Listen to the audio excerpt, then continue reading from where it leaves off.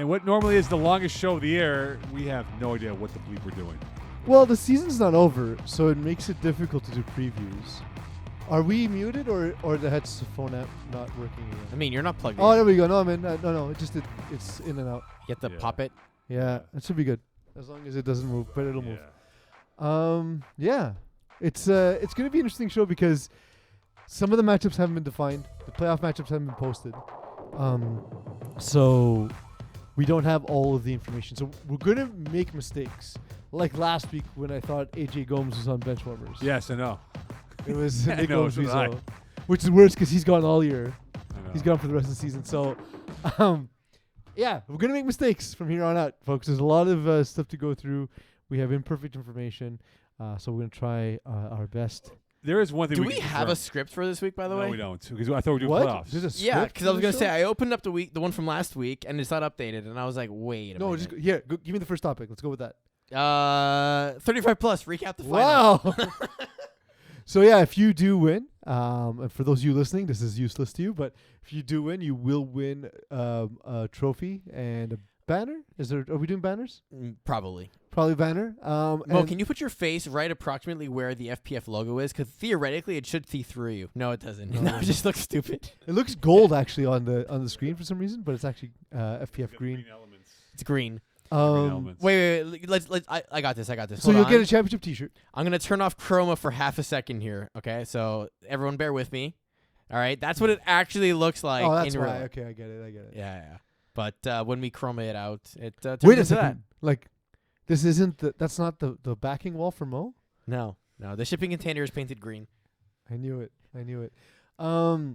So it's why you'll never catch us wearing green on the show, or when we forget, we'll have to wear pennies.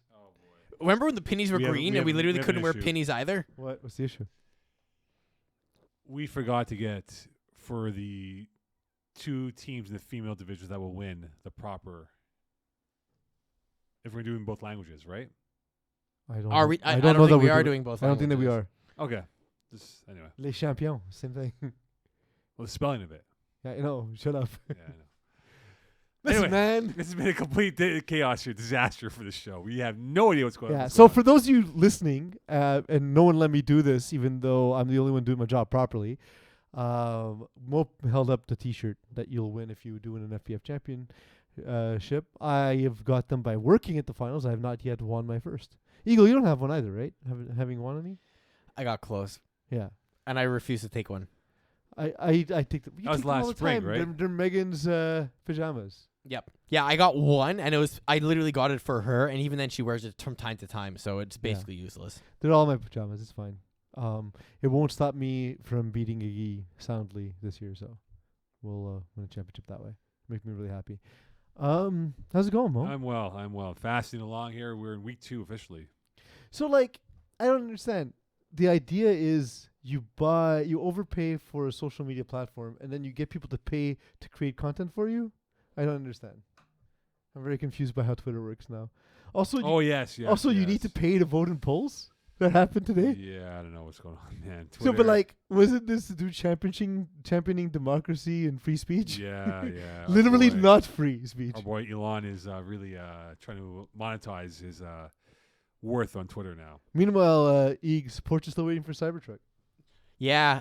Actually, I'm gonna go on a little bit of a nerd rant we- here. Let's do it. Let's put the clock on, by the way. Twitter has announced their new plans for their API, which, for those of you who don't know, is It's the way amazing prejudice index.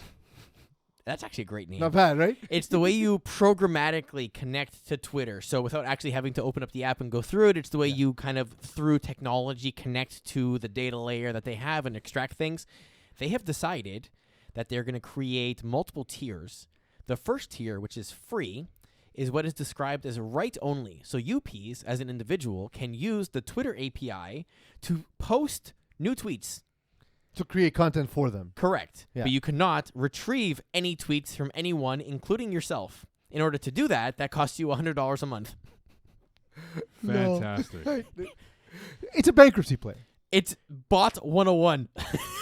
Literally. But it's clear to me this is meant to fail. and it's Oh, because 100%. because And he he's- overpaid for it, and because his portfolio is so large, he can afford for it to I fail. think the part that's being misunderstood is that the product isn't the product. The product is the users. Correct. And you're completely monetizing the wrong thing here. Well, I don't think it's accidental. It's so stupid. Yeah.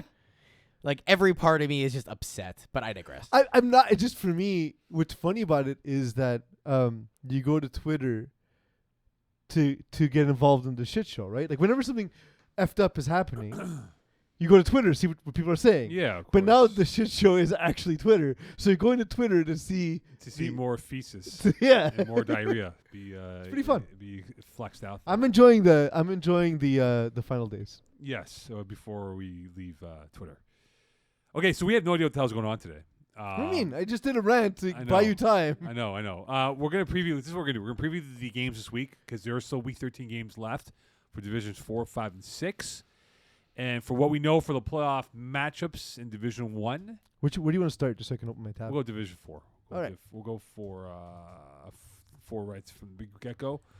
So And what's interesting is we're not actually going to be able to do a full playoff preview because the next No. show is next Thursday. which is recapping and previewing the next round. Yeah, which at least we're only missing one round. Yeah. Well, you Niggy will be here next week. I won't be here. I better be here. You better be here, yes. Unless we got So maybe let's start Are with they- that first here. Are the Canadians playing Tuesday or Thursday? Tuesday and Thursday. Are they both home games? 'Cause I'm going to a game this week. Yeah, they have home games. I believe both of them are home games. I'll All double right, check. I'll need the what? Okay, let's go. Let's talk, and I'll figure out if I'm here next Hold week. on. Yeah, I'll tell you right now. They're both home games next week. That doesn't help. They are playing on Tuesday at home Detroit. versus Detroit. Oh, Washington. okay. I'm there on Tuesday. And they're playing Thursday against the Capitals. Yeah. I'm here. Okay, we'll figure that out. There we go. Listen, we've told this the audience before. Part of the show It's is the chaos. making of the show. Yeah, it's a scripting of the unscripted stuff we do. Which, by the way, if you guys want to get involved in the media, we're absolutely welcome to have you on board, whether it be for interviews or not. As you can see right now, I'm navigating through our site to get to our Division 4 standings such that I can make an educated guess in terms of what games actually matter this week. So this will be interesting. Well, Div 4 is a good place to start. Eagle, if you can start if you can separately, like on another screen, start doing Div 5 and 6. Because I have a pretty good feel on Div 4 being in the division. So Div 6, I have a fairly good idea because I'm Okay, in it. Div so 5, so A prep and B Div are the 5, weird ones. yeah. Yeah, So and 6 prep we'll Div go 5 for A and B. We'll go to that next. We'll do 4 first because I have a pretty good feel for it. Okay, in general. so- So, right. so let's take a look at the Division 4 standings right here. Let's explain what's, I guess, active and what will happen. So the first top- off, Les Jet Pleins, Bandits, In and Out, Les Bébés Magiques, and Ball Don't Lie are officially So are eliminated Sheriff. at this point in time. No, not Yeah, Sheriff. well, Bandits and Jet Player. Sheriff also because the first tiebreak is wins. First tiebreak is wins. Yeah, so Sheriff is also eliminated regardless of what happens, Yeah. which leaves Mangoose, and Top Mangoose G's and Top G's and Golden Eagles. potentially able to leapfrog Friends with Danny or Golden Eagles. I don't think Loup-du-Nord are. I think they're safe, right? Will be safe, yes. So it really comes down to what happens in Top G's and Mangoose. Yeah. So this week, Top It's G's wild to me that Friends with Danny can miss the playoffs. Top G's is playing Blue Dreamers and Mangoose is playing In and Out. in right and now. out, exactly. So those are the games that really matter. Now, Golden Eagles are also playing Voodoo, which allows them to secure their spot even more. And what about the top spots here? Like if we just scroll up here so the viewers can see what's going on for the top spots. I So mean- everything's Well, but we're not locked there in. yet, Mo. We're not there yet. I know, but we're this is- sorting out the bottom. I know. I just want to see. So if- basically, 1 to 4 is locked in, and then past that, there's a little bit of mobility required Yeah. because Besete Sepot and Trap Stars can jump up So potentially, Besset- can balls deep, and so it changes the ordering. Besset and Sepot are playing. Sheriff. That Sheriff. should be win. If they win, they get the 8th seed. Yeah. Trap Stars have a game as well. They can jump up to 9. It goes to they're playing balls deep, but I don't think they can climb higher than 9. They cannot. They can still catch up to you guys I don't think so because because you guys are 6-3-1. if There's- it's a 3-way tie, because I think if it's a 2-way tie, they can catch us. If it's Two-way a 3-way tie is tie, head-to-head. but Three-way tie they would have divisional more record wins. goes. If they win, they'd be 7-3, and they would have one more point than you guys would. Oh, that's true. So they could jump you guys In as well. theory, yes. Trap Stars and can even the jump Bruins us. too, right? Sorry, and by us, just again, not everyone knows everything about the league. I'm referring to Hot Sauce Sports at 8. Besit Seput still play to get that spot. Cunning Suns cannot move. They cannot move ahead. They're locked in. They're locked in. The reason that They can drop though. even though they have a better divisional record than Hot Sauce Sports, they have less wins Yeah. because they got there with 3 ties. Yeah. somehow. But Normally 3 ties gets you out of the playoffs, not in the playoffs. I mean, it's not bad. No. Three ties is a win and a half. So depending Yeah. with the rest of your win, like Yeah, but standing wise, it's the worst 1.5 wins. yeah. fair, but if Like that's you're better all, off 1-0-1 than 0-3. I understand. But It's- like right now, Sheriff could use another tie. Yeah. They only have 2. Yeah. You know. Yeah. But yeah, they could drop, but really from the top 11, Stars and Beset could move up as high as 6, as high as 5, depending if they can win their games. So let's just talk about it now, guys. Well, it'll be tough because Trap Stars at Balls deep. best can tie Bruins, but then no, they'll have the wins. That's true. It's all with the wins right now, right? Yeah. So they got So balls Trap deep. Stars can move up, and Beset Sipa can move up. And then you talk about the next wave, right? Balls deep could move into the top 10 on the outskirts, right? And they could be a situation where they can move. Even Vultures and Voodoo can move up somewhere in the top 11 as well. So there's a lot of movement right now with these teams. I will say this. Yes. Make sure that the score is properly updated as the game is going on. Oh, yeah. For those of you yeah, playing yeah, in games, Yeah, yeah. Make sure that the score is properly Yeah, updated yeah, while we- the game is going on. So, okay, so let's look at it from this perspective now. Could you see Beset at Butt or Trap Stars moving into the top 8? Well, yeah, we just did that. But do you think they can, though? Yes, because Besit Sipa are playing Sheriff. Sheriff, which so Besit Sipa they're missing 3 players this week. Yeah. But François Rochelot is subbing for them. So that's a big addition to add to that team. And it's a team in Sheriff that really hasn't figured it out. It's shocking to me. Like, it's not shocking to me that they're not one of the top teams. It's shocking to me that they've been this bad. Yeah, Sheriff, I remember the first game they had. I had their game week 1, and they blew an 18-point lead. And I was thinking like a bad omen for them. I was going to sign things to come for them this year, and they've dramatically underachieved. It's And when I see that roster, it's one of the more complete rosters. I Yeah. know Vision hasn't thrown in a while, I think that might have been that's the reason but why. man, like you figure defensively they'll win a game or something, you know? Like or Which you they figure couldn't. you figure someone's going to make a play at some point, and it just doesn't feel But like it that happened. Trap Star Balls Deep game is tricky because Balls Deep still has a lot to play for themselves. So that's not an easy win to say that Trap Stars will be Balls Deep. I mean, it means more to Trap Stars than Balls Deep. It does because Trap And Stars Balls could Deep, get in the Balls top Deep is 8. kind of they had like early on in the season they didn't play a lot of games, so we didn't talk about them a lot because I think by the time I went to Hawaii they only played 3 games. You know, it's just a really like they played in week 1, week 3, week 4, and week 5. They had played 4 games before I left. Yeah. Where most of the league was at some teams had already played 7 games by that point. So we kind of didn't really pay much attention to them, but like they've been good. They lost the Vultures who have improved over the last few weeks, but they played a close game against 4th and Schlong. Yeah. They destroyed In and Out. They beat Ball Don't Lie. They beat Golden Eagles. Like they have a pretty decent resume, and the second half of the season so far, they're 3-2. Yeah, and I give them props to that, right? And now in the position that they're in for what they've built up here, Peas. I mean, by the way, this could be a playoff matchup. Trap Stars Balls Deep.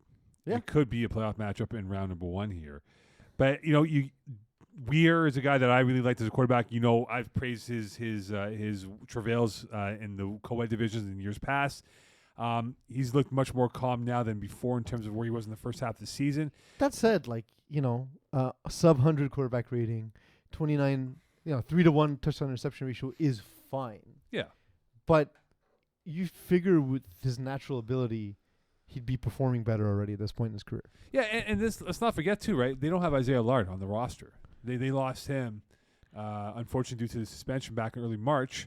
You get Richie Mondesir playoff eligible, hopefully this week, if he does play. That gives him 5 games for the season. But there isn't a dominant receiver, but they have a group that's full of depth. I mean, Matthew Peacock's really good too, though. Peacock's good as well, but they have a group of depth at that position, right? That Yeah. there isn't a guy that's going to get 500 yards. It's an equal amount of parity with what they do from each player on that football field. So if they get that team production, and I think their size is also a big issue for opponents out there. They have size, they have girth in a good way, not in a bad way. What's a bad way that you can have Gresh? Well, going width-wise. I don't want to Oh, impose. I mean, sometimes it's I don't wanna, favorable as well. I know. I've heard that in some cases, it's preferable to length. Look at Aaron Donald, right? Yeah. 6'1". I mean, clearly you've seen more of Aaron Donald than I have. I've seen a few Instagram highlights of Aaron Donald out there, my friend. But they could be matchup issues for anyone out there. And Ryan Dobbs-Garner can be a matchup issue. It's interesting because I was talking to a few of the guys in playing Div 4, most recently Dave DeAndre, and we're saying that, okay, like, we get it. Kiss My In-Laws and the REIT are on another level. There are days where Martin Leflag and Fortin Schlong kind of feel that way. And then everyone until, like, I don't know, the 20th ranked team or 21st ranked team are all matchup dependent. Like, you know what I mean? Like, any of these teams can beat any of these teams. Like, if your team's like, anyone from Wide Open Bar and down, you kind of hope that someone else beats one of the top teams and that you only have to face one of them on your way. Yeah. Because, like, maybe you have a great game and they don't play well and you get by them. You're not going to... Nobody in that group is getting through the Reed, Kiss My In-Laws, and Fortin Schlong as an example. Right. Nobody in that group is getting through Martin Leflag, the Reed, and Kiss My In-Laws. Yeah. You maybe get through one of those games. So you got to hope that you get one of those games and then they suffer... Two of those other teams also suffer, like, upset losses, you know? You know, when I look at... See, I know we're kind of ping-ponging back and forth with the standings, right? You mentioned Martin Leflag, right? If there's a team that I think is vulnerable out of the equation of Kiss My In-Laws, Reed, Diamond Bougie, but I think you're basing that just on their game against Kiss My In-Laws. No, but I've watched a few of the games. I scorekept a few of the games. There is a vulnerability with their team. I think there's a little bit more... Okay, but I'm saying literally everyone except for the top two, that's the case. Yeah, but I'm saying that from the top four, though, right? No, it's the top two. I know. They're their own solar system. That's what I'm saying. Like, everyone else is beatable by someone else along the line. Like, I can see Ball Z beating Diamond Bougie. I can see Mofos beating Martin Leflag. Yeah, I think the bottom... You're right. The bottom half they have character. But it's just... They're all good teams. It's just that there's only two elite teams, and everyone else is good and flawed. Yeah, there is definitely flaws. I mean, look... A team like still CRA, who we know very well with Ryan Karoof. Yeah. I mean, I know our boy is in Japan right now, the Mapangwara. Yeah, he messaged me the other day. He's in Japan right now, but you know. But if he's back, like, do you want to face Bakalani and Nirosh? I don't want to face him. Suresh, like, no, you don't want to face those two in the playoffs. Like, that's not a fun matchup. No. Blue Dreamers are one of the deepest teams in the division. They're sitting there in 14. You know. That's why, and even LBB, right? I mean, they've a marked improvement from where they were a couple of years ago. I don't know. I played against them now, and I lost against them in playoffs a couple of years ago. Yeah, they're not the same when Minton Tat is not at quarterback. The chime is not there anymore. Yeah, you know. But the thing is that you're bang on with that. There's a different solar system for the top two, and then there's everyone else. And once we get past the first round of games, whoever will get past in the opening round towards the top 8 or the final 8 matches that we have. Yeah, there could be an upset or two from seeds 4, 5, and 6 playing whoever they have in round 2. Yeah. And beyond. So it's gonna be fascinating to see how that plays out for them moving forward. So that being said, 1 to 22 are currently locked, not in necessarily the order, but the actual seeds. Like, if you're in that 1 to 22 slots, you're in. So the only ones that are currently up for debate are 23 and 24, where Golden Eagles, Top G's, and Mengoose are all playing this last week. Mengoose is in the worst position out of the three of them because if Golden Eagles, Top G's, and Mengoose all win, Mengoose still are on the outside looking in because they're going to be at 7 points as opposed to 8. Yeah. So they would absolutely fall out of those tiebreaks because I Eagles disagree. and Top G's I think Friends with Danny is in a worse spot. The last game they played was March 10th. Their season was completed. And they probably thought they're in a pretty good spot, all things considered. I think at that point they were like ranked 20th, and they've just been falling. They might go legit a month without playing games. So here's the main advantage that Friends with Danny actually have. So Golden Eagles, like we talked about, are playing Voodoo. Now, if I'm not mistaken, and I'm gonna go check this on our standings here, but I think all the divisional games have been played, right? Because there's 3 teams per division. There's some that are still missing. So I saw someone was at 2-0 or 1-1 or whatever. So I was gonna say I'm gonna peek at this just quickly to make sure that I get my facts right here because I don't want to mislead our audience. But Top G's are at 0-3, so they're not playing a divisional game this week. Golden Eagles are at 0-3. They're not playing a divisional game this week. And Friends with Danny are at 1-2. What this means in terms of the overall standings is that even if Golden Eagles and Top G's both win, they will not advance in their divisional record, which means Friends with Danny win a 3-way tiebreak. So they backdoor their way in. If they don't win, But essentially. that means also, like, that's a scenario where only Golden Eagles and Top G's win. Exactly. At that Yeah. point, Top G's is the odd man. Not because the standings would remain Yeah, as they so are. Golden Eagles and Top G's both win. They both go to 8 points. They leapfrog Friends with Danny. If any of them lose, Friends with Danny likely wins that tiebreak because of the way the math works out on that front. I'm just going to check head-to-head quickly to be sure. Pause for dramatic effect. They Yeah. did not play, Dead so air. head-to-head does not come in. Yeah, so Friends with Danny are currently in a good position to win tiebreaks, But man, assuming without there's playing ties. almost a month of games. They basically need four They teams need to lose. 2 of the 3 teams to lose this Two week. of the 3 teams to lose. Yeah. Amazing. Without playing a game in almost a month. That's crazy. All right. And a tie with Mangoose obviously would keep them in and the Yeah. whole stuff. Like the No, but ties they- I don't consider. Yeah, they need. Let's imagine that most games are settled by wins and losses, and that's what we're looking at. all right, on to Division 5A. So there's more cloud at the bottom of the division because you got 3 horses vying for pretty much spots 15 and 16.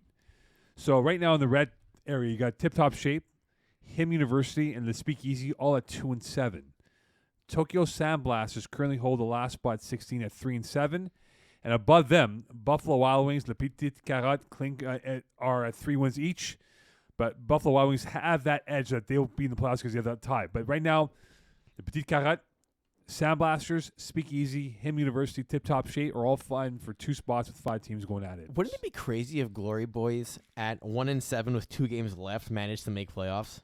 Like there's a possibility, right? Yeah, they could. It's still there. They can still jump in there, yeah. So I beg your pardon, I forgot to include Glory Boys Like as well. no one's been eliminated from 5A yet. No. That's crazy. That's insane. They play Le Petit Carotte and Backwards Football Club. Backwards, I think, are locked in, but Petit Carotte are still have something to play for. So that game means a lot. Oh, is that the first or second game for them? The first game. So that is a playoff elimination game right there. So no matter how you look at it, right, whoever loses that game, if you're Glory Boys, you're out. But if you win that matchup, you keep your hopes alive for round number 2 of your 2-game Yeah. gauntlet that you have. So Yeah, it's gonna be tough. That said, Big Fat Bats went into this week undefeated. yeah. Us and they lost to Rico Riders. So like upsets do happen, right? Like Yeah. that, and like they lost handily. So Well, Rico Riders found their groove, right? They came out of the gates very slow. fair. Big Fat Bats were undefeated. Yeah. But Like it's okay to have a loss, though. You need to have a loss at some point, right? Kind of get that. Or if you never lose, you win a championship. Yeah, you'd be the invincible season, right? true. But if you had to pick Speakeasy, Him University, Tip Top Shape, even Glory Boys, do you think any of those 4 teams can jump in and steal a playoff spot from, say, the Petite Carotte? Well, I'm or going to do Sandblasters? some preamble, and then Eagle's going to find out who they're playing against. I kind of like the Glory Boys spot just because you want to have 2 chances to get in. So Speakeasy's playing Him University. Him University, Speakeasy, that's an elimination That's game the right there. elimination game. Right there. So what's Tip Top- interesting, though, is it's an elimination game, but winner gets in because Tokyo Sandblasters, Yeah. unless there's a head-to-head, but Tokyo Sandblasters will have a worse divisional record. And Tip Top Shape plays West Island Boys. Yeah. And the boys still have a chance to kind of jump up as high as 3rd. Because right now the boys are at 6 and 3. If they do win, they would go at least 4th, if not higher, depending on if they have a tiebreaker with ballers and stuff. So that is a game that's not going to be easy at all. I don't see Tip Top Shape beating West Island Boys. No, that's not going to happen. But him University, man, it all depends for them who's there. They've had a little bit of an inconsistent roster. Early in the season, Travis Moses found out he wouldn't be able to make a lot of the games because he Yeah. started working at night. So then it became a revolving door at quarterback. We've seen Chris Hope and AJ Gomes try their luck. We've seen Joey Notaro try at the quarterback position. But then, the team was planned to have Travis throwing and Joey at receiver. You lose one of You the weaken. fastest receivers in all Yeah. of FPF. Yeah. It sucks to not have him there. And so then, we've seen Matteo Calari step up in that role. and really make the most of it, like literally turning 1 out of every 2 catches into a touchdown. But it just seems as though they don't have a consistent roster game in, game out. And it's a team similar to when we were talking about Sheriff, which is a team that when I saw the roster, I was like, oh, this is going to be a good team. Right. And it just hasn't worked out. So I'm curious to see how that pans out for them. Again, they have the benefit of playing the team directly above them and having a tiebreaker against Tokyo Sandblasters. So I think the team with the least chances is tip-top shape. Then I would probably lean Him University, then Glory Boys, then Le Speakeasy. And Le Petit Carotte might find themselves on the outs as well. Yes. Because they have that game, they have the head-to-head with Glory Boys. Yeah, Speakeasy, Him University, that's the elimination game right there. That first game, it's not an elimination yet. Well, yeah, sorry. It's elimination for Glory Boys, but in all respects, it's an elimination game for Petit Carotte as well. Well, yes, exactly. Almost certainly. Yeah, exactly. Because Petit Carotte could definitely be out. They don't control their fate at that point in a way, right? But then, if they win, they're in though. Like they're yeah. I'm curious, Eagle. Do we have an idea of how Glory Boys can sneak in? We just did it. I know, but they gotta win both. But do they have any tiebreakers though with the ones in the green area? Do they look for head-to-head? Eagle. Well, I'll do the rest. so right now the Eagle, big thing look with for Glory head-to-head. Boys Eagle. is Eagle. no. I'll Okay. look for head-to-head. So this part is important because why wouldn't you listen to the show? Because Glory Boys, if they win both their games, they have to win both their games. They go to 6 points. As of right now, they'd be tied with Tokyo Sandblasters at 6 and LPC, of which they're playing this week. But do they have a tiebreaker on Sandblasters? So they're gonna have, if they win both, they're gonna have a tiebreaker against Le Petit Carotte in terms of head-to-head, Yeah. But and that's a head-to-head against Buffalo Wild Wings. But here's the thing that's important here, right? So LPC only have 1 game left, and they're playing Glory Boys. So the only way Glory Boys gets in is if LPC loses, to them, and So if Glory they have to Boys win. wins their other game, which means there's at least a 3-way tie at 6 points, at least. Yeah. Right. So in that case, it won't be the head-to-head. Right. The Buffalo Wild that's Wings is in because they have 7 points right now. They're not going to be surpassed. what are divisional games? Okay. Sorry, I was looking at the overall standings. Yeah. Buffalo Wild Wings at 7 points. Which, by the way, divisional games looks wrong. Yeah. Like straight up, it just looks wrong. Iggy, if you're listening to this, these look wrong. Why is that broken? By the way, it was never broken before. Let's not get into this. Iggy fixed it, remember? Remember No, last no, week you were he- praising how much he awarded? I'm saying he did the minimum amount of work that the laziest of us couldn't do in creating the overall standings. And yet didn't solve the actual problem in solving for the Well, standings. but why is it a problem? Because it didn't used to be a problem. It's still a problem. It didn't used to be though. Because when you do the Scorekeeper app, it doesn't set whether or not it's a divisional game or not because the app doesn't know if it's a divisional game. It's The just a game. website does. This seems like an easy thing to fix. It is not. Okay. That's something we can Or discuss we can off remove air. divisions. Welcome to my world. We can just remove divisions. It We'll doesn't talk matter. about that tomorrow I know. in the 'Cause staff meeting. The thing is, I've said this already in our meeting. yeah. Well, we're not always in the same meetings, to be fair. True. Because we both Friday mornings are not a great day for us to have meetings. But anyway, No, it's the worst. the thing is that Which, by the way, for the audience, we do have regular touch points in meetings. Yeah. In case It's you just- didn't know, like They're- this is a full-time job in a lot of bi-monthly. ways. they're often the morning after we finish a show at midnight. Yeah. But the other thing Also is, during work hours too. Don't Yeah. tell our bosses. well, yeah, that's why sometimes you and I are not at the same meeting. But the thing is, though, Eagle, like every season, for the most part, the division's basically a new division. Save for Division 1 and 2, you're usually getting a lot of new teams in each division, right? So it's not like you have rivalries or even like geographical rivalries. And the schedule is largely set based on evening on the preferences of fields and the nights that you want to play. So I don't understand the benefit of having divisions. I agree. Yeah, divisions are kind I've of... always agreed. This is to pull back the curtain. At the beginning of every season, when someone, and I say someone, decides to put the structure together in terms of the conferences and the divisions and the whole stuff, Sure, if you want to do I conferences, always ask myself, fine. like, what's the point? Why are we doing this Yeah. for? Why do we have subdivisions? Like, it doesn't make any sense. I mean, conferences are fine if, for example, like you have 20 teams and 10 of them prefer to play like Sunday, Monday, Yeah. and the other 10 prefer to play Saturday, Wednesday. Like, cool, then it all works out, right? But like that's often not the case. I know we're getting a little in the weeds here, but Yeah, if you're confused about divisions, and if you have a good reason why we should have divisions, hit us up because no one in this room can figure it out. No, inexact science. So the only value we can add for having actual divisions is if you win your division, maybe you get like a high playoff seed berth, like But NFL it's not based style. on anything. So like you don't know in advance if it's going to be a balanced division. Like that's the whole point of yeah, when we it's talk not, about false it's not a kings. carryover. We don't know who's Yeah. who, right? It's every year's a different year, right? It's not like the NFL. We know who the best teams are. We know what's going to happen. They're in set divisions. This is like And the literally- divisions are made because of travel. it's a random draw, more or less, Yeah. right? That's what it is. You're benefiting teams from a geography standpoint of travel, as P's made the point, and also just saying, hey, like team A, B, and C, yeah, they're cool. Put them in one division. If they kill each other, they kill each other. That's all it is. Yeah. Anyway, But given that players are not flying across the country to their games, no, thankfully it not. doesn't matter. Yeah, FPF might be that day one day. Anyway, on to 5B. So right now in 5B, there is still the Wolf that can perhaps jump into that equation of what would Oh, be. mathematical wolf. I love me a mathematical wolf. Yeah, they might jump into it. But then you have Brewers and Blues who both are playing at 9 games. So if they do win their games, they are in. And What they hold, field of mathematics do you think this wolf would specialize in? Actuarial sciences. I would say Because you've dealt with insurance companies. 436. Math 436. Math that doesn't 436. that doesn't even exist I anymore, know. bro. You know that I used to teach that? That's crazy. That's insane. Math 436. didn't- Wow. I did No. really well in that course. Yeah, I'm it's sure you fine. that's not the flex you I'm think sure it you is. did. I know it. Yeah. All right, so do Brewers and Blues hold on to their spots? So Brewers actually in the form of I believe it was Jeff Lefebvre. It was Jeff Lefebvre or Morin posted the question about how the tiebreakers work. So this is something maybe useful in the clip, Eagle, that if there's a two-way tie, then head-to-head is the first tiebreaker.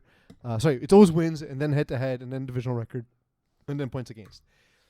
If it's a three-way tie, it is wins and then Divisional record, and then points against. But if there's a three-way tie, we resolve the first of those ties and then it becomes a two-way tie. This has always been a contentious point. That's how I've always done it, and I've been told by the powers that be that it is a sort and not seed. And I very much disagree, and I've always disagreed. So then it's a three-way tie no matter what. That's apparently So the you resolve case. all the ties at once. Yes, which Okay, that's news. I disagree with, by the way. 'cause Fair, I but don't I think didn't. that's right. I literally have done episodes and episodes of the show not knowing that that's the case. So Cool. by the way, so Blues play Wolf, right? So that right there is a playoff matchup as we speak. Brewers will play the Warriors. Warriors do have a chance to jump into the number 2 spot for the playoff seedings.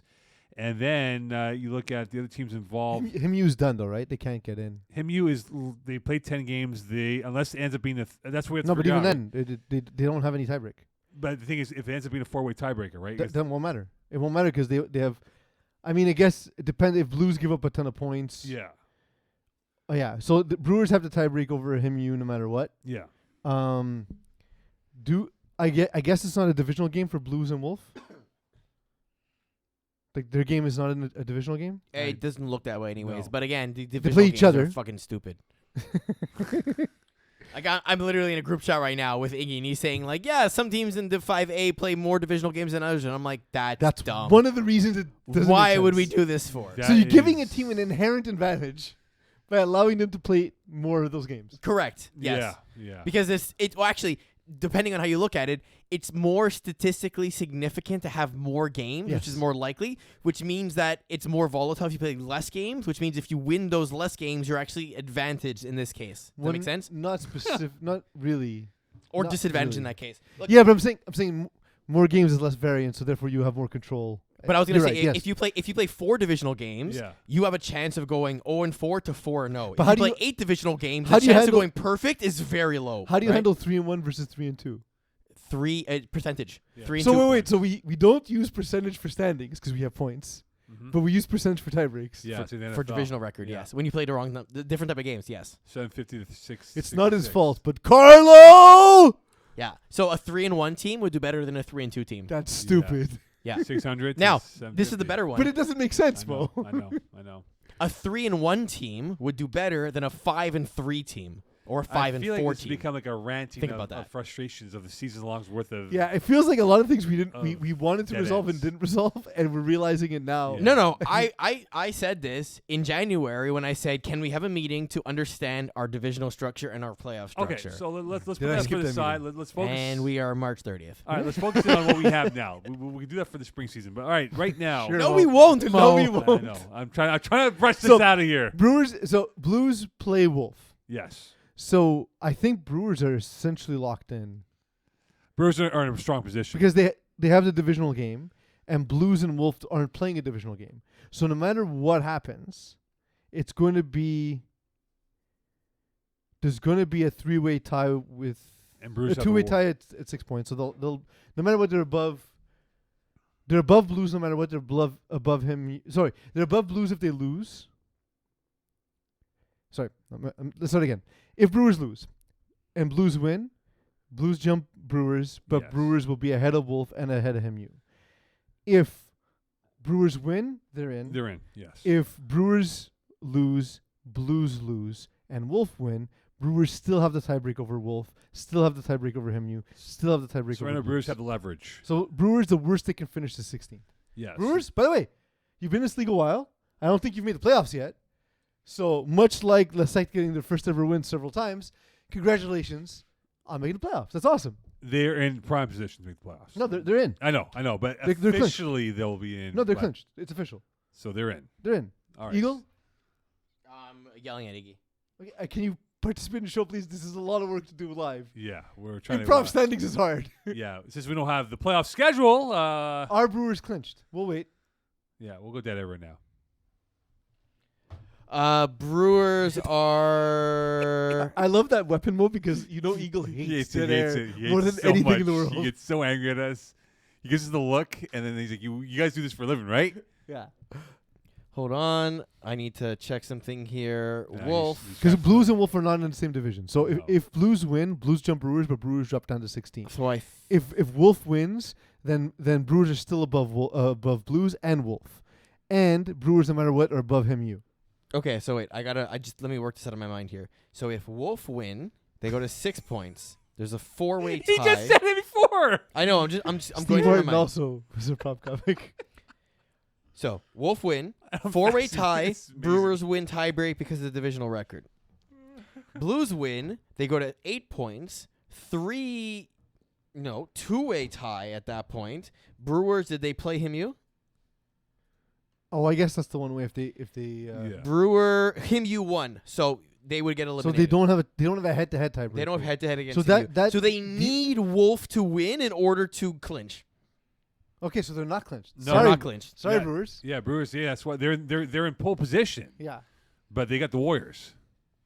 You're lucky that it took a correction because if you're going to repeat the same thing I did word for word, I was going to call you Carlo for the rest of the show. It's fine. You would have been the most valuable Carlo, the MVC. So right now, do you think Brewers can hold on and get into the playoffs? Who do Brewers have that? We keep Warriors. talking about them like they're. Yeah, the Warriors okay. are playing for the number 2 spot, by the way, because Penetrators have the number 2 spot. If they do win that, they're in a 2-way tie for number 2 with Penetrators. It's not a great spot for them to be in. And while 3 minutes ago we went from congratulations Brewers, you're like the sack to now. Oh boy, I don't know, man. Turn of events over here, boys. Yeah, but look, I mean, if they can find a way to get by them, that's great. That sort of secures their own punches their own ticket. But at the same time, they essentially need Wolf to win. That would be wild though for you to clinch without doing anything. They can just literally chill and get in, backdoor their way through. Yeah. man. But again, we'll find out by Saturday how this will all play out for Division 5B. Technically, if Blues and Wolf tie, then you also makes the playoffs because of the head-to-head. Because it becomes a 2-way. At that point, it becomes a 2-way tie. Ties are just weird, though. A I don't two-way, go yeah. into whys. No, because it'll give because Blues will move up over Brewers by a point, Yes. Yeah. and then Wolf is still below, but Brewers and you will have a 2-way tie And then you get in. because of it. That's the Yes. Carlo. Come on, that time you earned it. By the way, Eags, do you have any water bottles by chance? I do. Let me get you one. Yeah, if you don't mind, please, Eags. I need to Division hydrate. 6. We're on Division 6 here as Eagle get me the water bottle. Okay, so Chalice. there is. All right, so right now, just to clarify, We'll go to co-ed and women's, Yeah, right after. and then we'll this. do the Exactly. Gone in 60 seconds. Leave the hardest calculations for last. Okay, so there is a bit of mathematics involved for the bottom half of the playoff race. So practice squad and the Royals both have 7 points. Mm-hmm. Demons and FA squad have completed the year. They're all both at 3 and 7. Why so serious? So this is actually a somewhat easy tiebreak here. Why so serious have actually clinched because there will be at least a 3-way tie at 6 points, and there's no people with ties, which means that Why So Serious win the divisional head-to-head because the Demons and FA squad are both at 2 and 3, which is at 400, and Why So Serious are at 2 and 2, which is 500. So they will leapfrog them in those particular standings. Who leapfrog? Sorry. Why So Serious gets seed number 23, regardless of what happens this week. So they're clinched. They are clinched. Why Well, So Serious? There we go. Why So Serious? A team that hasn't made the playoffs. I don't believe. Right. Whether they were replacements or Why So Serious. Congratulations. So they're right now 25th right now. So They are actually either 23rd or 24th, depending on what happens with Trailer Park Boys. Trailer Park Boys are the only team that could leapfrog Why So Serious with a win this week to get them at 7 points. That's the only way that Why So Serious end up at 24. If not, they are at 23. Right. If Trailer Park Boys lose this week, then it comes down to what happens with the Why So Serious game. They need to win potentially to get in at that point, in which case then again, Why So Serious would be higher, obviously. Don't Blink is currently out, and Red Blacks are currently out based on the tiebreak. So it's either Demons or FA squad that are the last one to potentially get in if Trailer Park Boys lose. And right now, Demons have the advantage over that because of the points against being slightly lower. Is it shocking to you that Demons have slipped so low in the rankings? I'm going to say yes. I've score kept their games the last couple of weeks here. The game I saw 2 weeks ago, they got ripped by Don't Blink. But they played practice squad. They played some good defense. They have athletes. They have height on this team. My biggest question mark about Demons is their quarterback play. And I even told some of the guys posting, I said, guys, like you guys, if you know how to figure it out, if you guys figure out your quarterback play, they won't Neil Wright the last couple of games. Mm-hmm. He's not the quarterback. They got to figure out who can be the quarterback because they do have playmakers on both sides of the football. They have no quarterback who's attempted 100 passes. No, they've gone through literally a conveyor belt of quarterbacks, right? Thanks, Eeks. Yeah. So like Davas and Neil Wright are the two guys who've attempted the most passes. But not a single one of them completing 50% of their passes. Yeah, it's rough. It's rough out on these streets. No, and look, they're if Demons are going to make a run in the playoffs here, it's going to be their defense. They But play good. you know how it is, Mo. You need to score in FPL playoffs. 100%. We've talked about this season after season, right? Agreed. But for me, their defense has to create the offense for them. What I mean by that, they have to win the real estate battle on the field position because they're not a team that's built that can go 40 yards and score. They need to play the ball at midfield or beyond because they don't have the firepower and offense to do that because of the quarterback play. Yeah. But then on their defense, what makes me give them hope, what gives me hope about their defense is that they do have guys who, when the ball's in the air, are explosive. They're young. They're like 17, 18-year-old kids here playing. They're also allowing 24 points a game. Yeah. But which ranks in the lower half of the division. Sure. But because don't forget, like Div 6 also has less scoring in general than Yeah. the higher divisions. So like, in that way, you'd think that would benefit them, but there are teams that can score, like LaSalle, Midget Warriors, X-Men, Back to the Future, all well over 300 points, 350 in the case of Back to the Future and LaSalle Midget Warriors. Mountain Dew Babies are around there as well. Baby Rays are about the 300 mark as well. So like, there's a lot of teams here who are scoring, 30 plus points a game, and they're not like lights out. So if you split the difference, they're still going to allow 26, 27 points, and they're not scoring anywhere near that. Yeah, and the problem is, you're right, they have not scored. I think they scored 20 points once this year. Twice. They scored 20-plus points twice this year. Yeah. So that's why it's their defense that has to at that point, be shocked that you have 3 wins. Yeah, but you know what? If they're averaging 12.5 points scored a game. 100%. But if there's any reason for hope for them, I'm not saying this year's going to be right off for them. Okay, they'll probably be one and done. Well, we've talked about. I don't know if it was with you or with Iggy, but I said sometimes you go into a season and your expectation shouldn't be, oh, we're gonna win a championship. Like I've been on teams where I know this isn't a championship quality roster. Yeah. But whatever, we're gonna get better, and we're building for future seasons, right? Right. So I think that's the kind of season demons have to look for. And if you get into the playoffs, enjoy the free football. Yeah. Right? Like it's extra from what you paid for. So Yeah. So I think I even told the demons to go, guys, if you stick together in the coming years, coming seasons, you should be okay. Just figure out your quarterback play, and you'll be okay. And also hit us up for help, man. I had two teams reach out to me. One of which I got back to. I'm gonna get back to the other one tomorrow morning about plays. yeah. And look, we all love talking about flag football, right? So Sure. like, don't be shy. We're here. We're easy to find. I think the most disappointing part of looking at the Division 6 standings is seeing two teams at 0-10 with such a delta between points for and points against, and that's just we hate to see it, right? Sucks. Like, yeah. It's Not a hard easy. it's a hard season. to And play, both of us, I mean Mo included actually, so all of us have been on teams where we have not done super well in our intro seasons, and it is not fun for a lot of people. And obviously, like, if you go into it thinking, beer league, we'll grab a drink afterwards type of situation, Great. maybe a snack, friends, okay, still not fun to get blown every week, right? You want to be at least competitive in those games. So, My softball team would disagree that it's not fun though. yeah. Yeah, it's too bad for Drew Except when Box, you win a game by forfeit. Hey, best game ever. The other thing though, one of the guys who reached out to me was actually Tyler Havlena of Betway Bandits. Betway Bandits are 5-4 right now. They're actually in good position, and he's still recognizing like, hey, I got room to grow here. Where are a couple things that can help? And I was super happy to help him out. You know what I mean? So like, right. in the end, again, it's an opportunity for me to stop doing real life stuff and take a minute to talk flag football. You know, so Div 6, reach out to me, reach out to Eagle, reach out to Iggy. Mo less so, but Yeah. he's a really good guy, so talk to him anyway. But you know, like those of us who are still playing have a lot of information.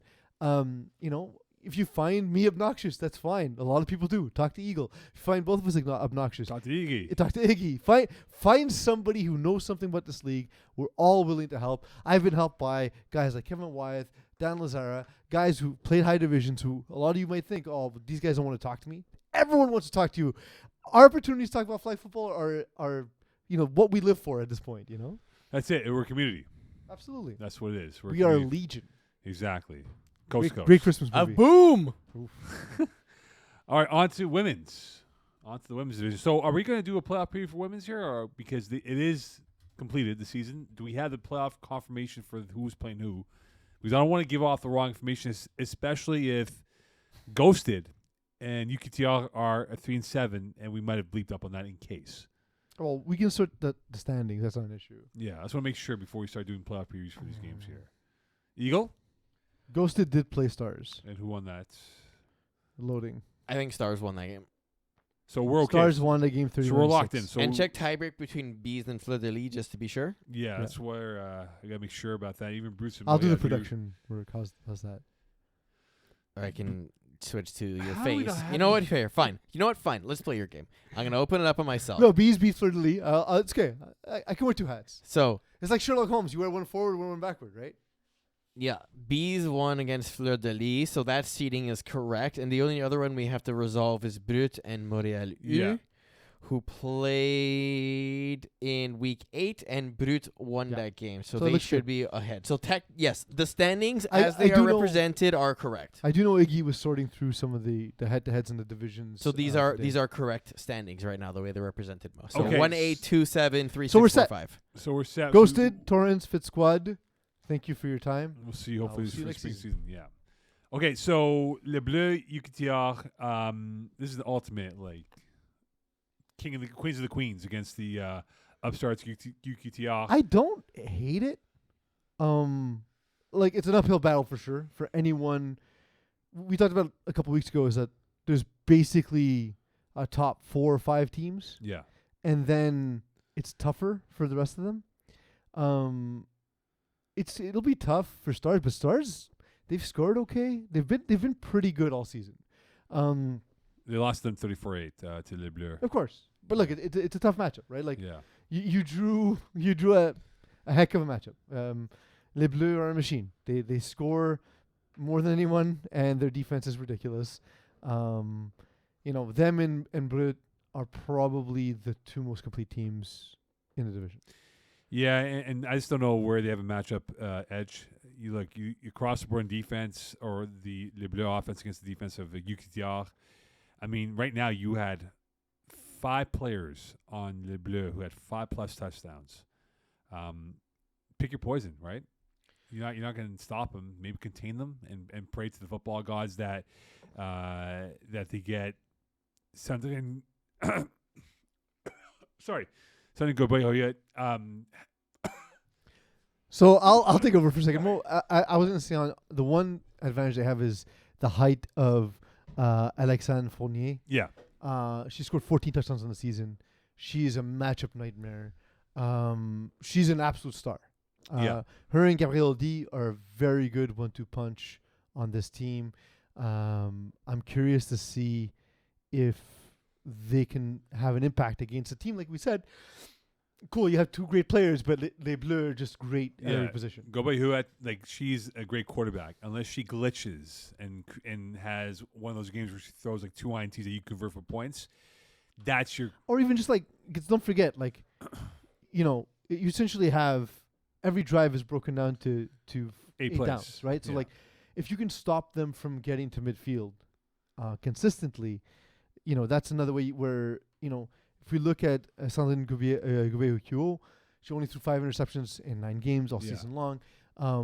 That might not be the thing you're playing for. You might be playing for, well, look, we're going to need play tight, not miss tackles, knock balls away when we can, and muddy the waters, slow things down on offense, and just try and outperform them on offense. Yeah, you're going to have to really put a molasses-like effort to the game, right? But that's what you can't make it a slick track for them, right? No, you can't. You can't make this into a run and gun, because if you do, you're going to get blown out of the water, and it's not going to be easy for UQTR to come back against Les Bleus in that situation. So Fleur-de-Lis against Bleu Poudre. Now, this is the veterans. I was going to say, this is one of the more compelling matchups. It's a fascinating matchup because you have the veteran wealth of FDL and what they have on this roster. We know about Catherine Pichet, who's been a long-time member of FPF as an official and as a player.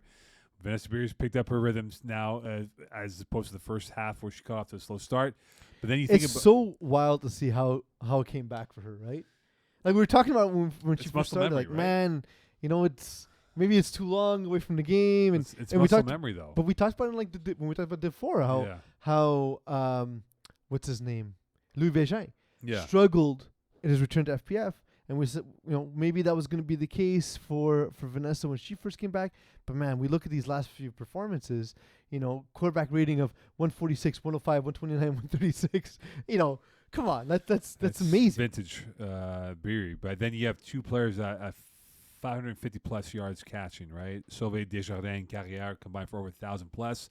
Lauriane Beauchamp is your third option. That's not a bad third option to have, right? I think she's the first option in certain parts of the field. Yeah. Where Emile Carrier and Audrey Sauvé Desjardins really I know that they have less yards per catch per se, but they feel more like the field stretchers. Yeah. Where Lauriane Beauchamp, a lot of the damage is she's the Pac-Man instead of the numbers. Yeah. She's going to be the red zone. She's also going to while the other 2 are stretching the field, she can work the middle of the field and get sort of those yaks. And of course Catherine Pichet, we talked about. Man, if that's your 4th option, that's pretty good. It's a very deep wealth of depth that they have here. So the Bleu Poudre, we know about them, the UCAM girls. But okay, by theory of the record, yes, they are the favorites going to this game here. But you're right, you're right, Pease. I'm losing my mind there. What, you're gonna call me Giggs? Yeah, Gabe. Giggs. I was gonna call you Gabe. Gabe, yeah. I was gonna give him Morency, that's why. What? Yeah. Oh, man, that's worse. That's so much worse. I have a story to tell you after. Yeah, you told me. I told you that one. Okay. Story, yes. Way worse. So Emmanuel Brassard. She's awesome, by the way. Yeah, I started playing co-ed on Sunday, and I told this to a couple people. She's a complainer, man. Okay. She complains, man. Like every third play, I'm like, whoa. You realize you're actively complaining about her. I know. I'm complaining about her complaints. It's like a real sci-fi moment. No, but she's a really good quarterback, and what makes her really wealthy as a quarterback is her legs, like in terms of her able to scramble for yards. Yeah. And that's what makes her... She's a fantastic athlete. She's a great athlete. And if they can't contain her in the pocket, and force her to throw balls, like, be a pocket passer, it's going to be tough for them to have a chance to beat Blue Put in this matchup. Peace, I have a question for you. Give me. Mo is the equivalent in our staff of the complainer in this example here. So what is his running ability as compared to this reference here, this metaphor? Running his mouth. Oh, hey. I'm fasting and you guys are giving me crap, huh? Well, Huh? It's the best time. It's when you're weak. I am weak right now. I'm literally weak right now. I'm trying I to brought drink you a water. juice box.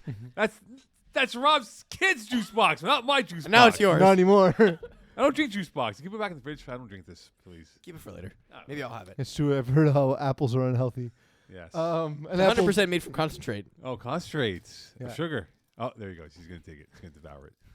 Anyway. Rob, why are you feeding your kids the worst juices Yeah, on the I know, planet? man. That's Should I slow. drink this on the mic or off mic? On the mic, On the ideally, mic, yeah. please. AMSR, please. Yeah. Jasmine Farmer on this team, obviously both ways, is just ridiculous. And of course, the job Beatrice Bouchard has done as a receiver has been really impressive. So to me, Ronsard is just fantastic athlete. Can throw from various platforms. Takes chances when she needs to. Knows, look, at some point she's gonna throw interceptions because Yeah. she has to get to midfield. She has to score, and at times it'll work. At times it'll be an interception, but it doesn't ultimately matter because of how good the team is, and the team's defense is so good that it bails her out when it needs to as well. Right. Brutes, bees. We're not That's a talking fun. about- we're not again, talking about we this game. We know what girls are going to do it. well.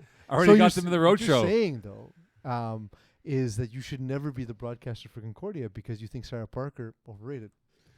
No, I don't think Sarah Parker's overrated. I Did don't. you hear that? I think you just said the word Sarah Parker and overrated in the same sentence. I did was not say sipping she's on my overrated. juice box. I couldn't tell. Yeah, go and induce yourself some sugar from concentrated apples there. We're supposed to take advantage of the vulnerable Mo. Yeah, Ego. no. Stop it, you two. That's not nice. But now I'm high on Um, sugar. I'm going to tell you No, why. I know you think Sarah Parker's not a good quarterback. Tell us why. Absolutely. I don't think no. She is a very good quarterback.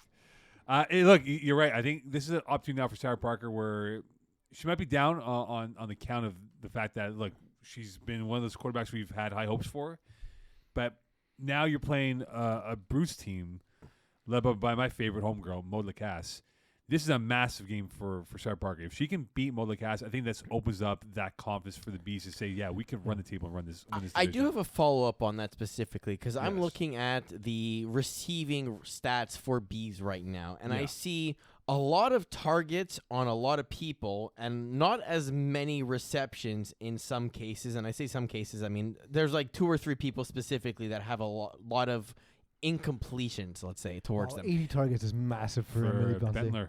But Bentler. also, you've dropped 24 of them, right? Which Or is you a didn't connect significant. it. That's 30% of targets are dropped, right? That's a significant But amount. whose here. fault So, is that, though? Are we blaming the quarterback or blaming the receiver at that But that's point? my question to you. Is this entirely on Sarah Parker placing a ball in a spot which is uncatchable, but the receiver is targeted? Or is this receiver is not making those clutch plays where Parker's expecting them to be able to do so in those tight She's windows? thrown 13 INTs this year. She also That's has not a lot of INTs in 10 games, though. And it's 8, but in women's, No, it's not. she played 8 games. Oh, she played 8 games, yeah. But still, that's still not a lot. To me, the 13 touchdowns, 13 interceptions, given that there are more interceptions in women's Yeah. because of the nature of the game, is not as worrisome as the 29 touchdowns. Sarah Parker should be throwing more touchdowns. She's averaging about 3.5 per game. Yeah, it's not enough. It's not enough. The scoring can be The scoring is very dynamic in women's. When they last played Brett, I spoke to Maud Lacasse before that game, and she was like, "Yeah, it's going to be a great show." It was for Brett. They scored 36 points. Bees only scored 6. Yeah, and the thing is, it goes like here. Sarah Parker's last games here, okay? She's had a rough stretch. Her last 4 games, she's thrown 9 INTs. She had 13 for the year. She had 4 in the first 6 and change. In the last 4 games, she's had 9. Well, But she are only they played- she played entirely only- on her? Is it the We competition? don't Like, know, what right? is it? We don't know if it is on her. And there's 2 Brit players who played for the national team. no, not the national team. We're the tackle team. I just Oh, the Montreal Blitz. Montreal Blitz. Sorry, my Yeah. mistake. Sorry, guys. Sorry, gals. 2 of them are not playing on Brit. They're playing on Bees.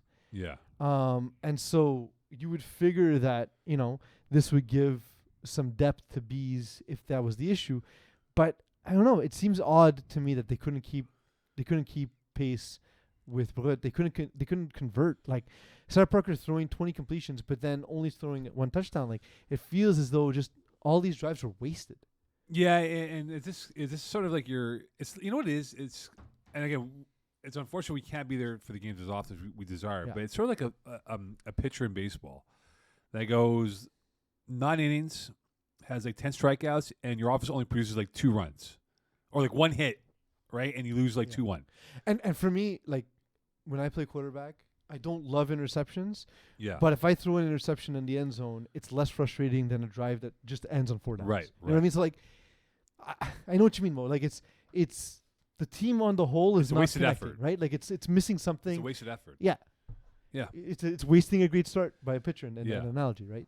So that game, it could go either way. It could be very, very, very, very close or a blow off for Vortex. I think that's how it's going to play out. I think those are not Vortex, Brut. I beg your pardon. Yeah, Brett against them. Yeah. So, I mean, I think. So you don't think there's a reality where bees blow up, right? And I don't think so. I'm inclined to agree. To be fair, I think if bees wins, it's in a close game, and if they lose, it's either they get blown out or they lose very close. It's not like one of those like you lose by 7, like they lose by 20. One thing we learned in the terrible movie known as Jupiter Ascending is bees don't lie. Exactly. Montreal U against Vortex. Your homegirls against Montreal U. And it's the opposite styles, right? Vortex can be very explosive. They won 19-10 against Montreal U back in that's the thing is Montreal U's defense is insane. Yeah. You're right. So like it's gonna be frustrating for them, I think, for Vortex. I mean, it was last time too. Yeah. But like Vortex are remarkably athletic, and we haven't even talked about how impactful Anika Browns really has been quarterback when you consider she wasn't even the quarterback when they won a championship in spring. Yeah. Right? So, like, that's huge. And then we look at the Vortex squad on the whole, and it's what you expect on offense, right? It's Tamara Journeau and Virginie Abou-Bernard eating up most of the targets. But other than that, the targets are spread out across the field. You can't just cover one person. Marie-Laure Chaput, one of our colleagues, having a great season as well. Like it's everyone on the team is so talented, and like Sarah Cormier is one of the OG names that we know in FPF from her time in co-ed. Right. And she only played 5 games, but she hasn't even been one of the most impactful players on the team because of that. So like if she's there, that's just one of the most complete teams in the division.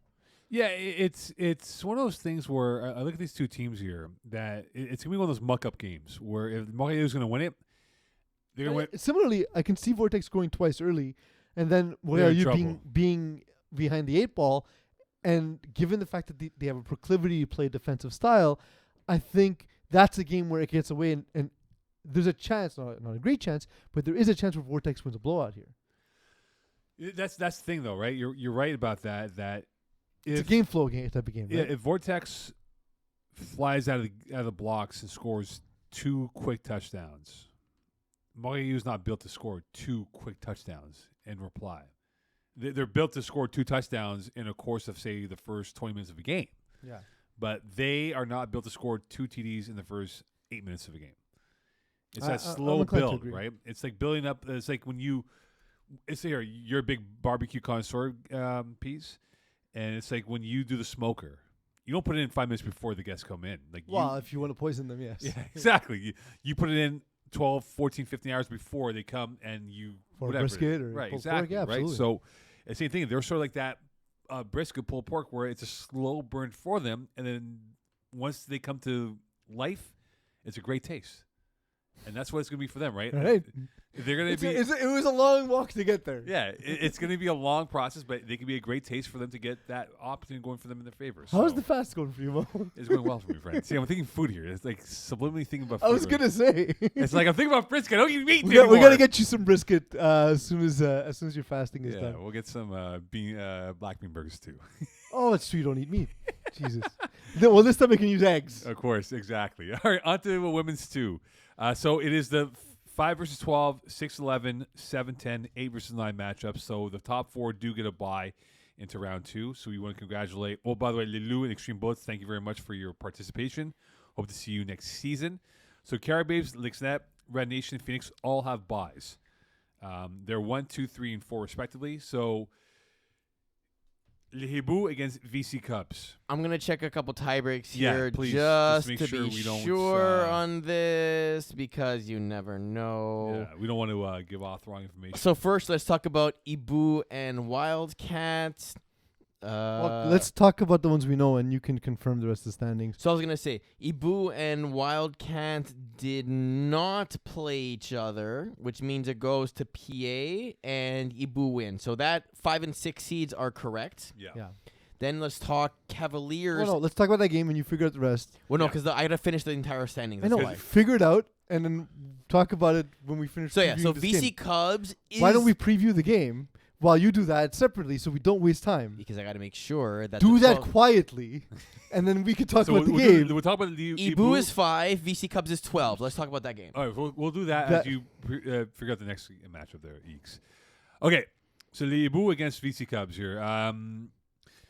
Do we give any chance to VC Cubs, or is this a sacrificial line for Libu to kind of run it? On these Yeah, guys? VC Cubs averaging 6 points a game.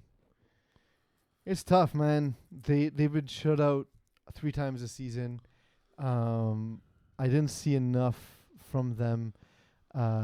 Gabriela Opedisano throwing 24 interceptions. We talked about how in the women's division there are more interceptions. That's far too many, though.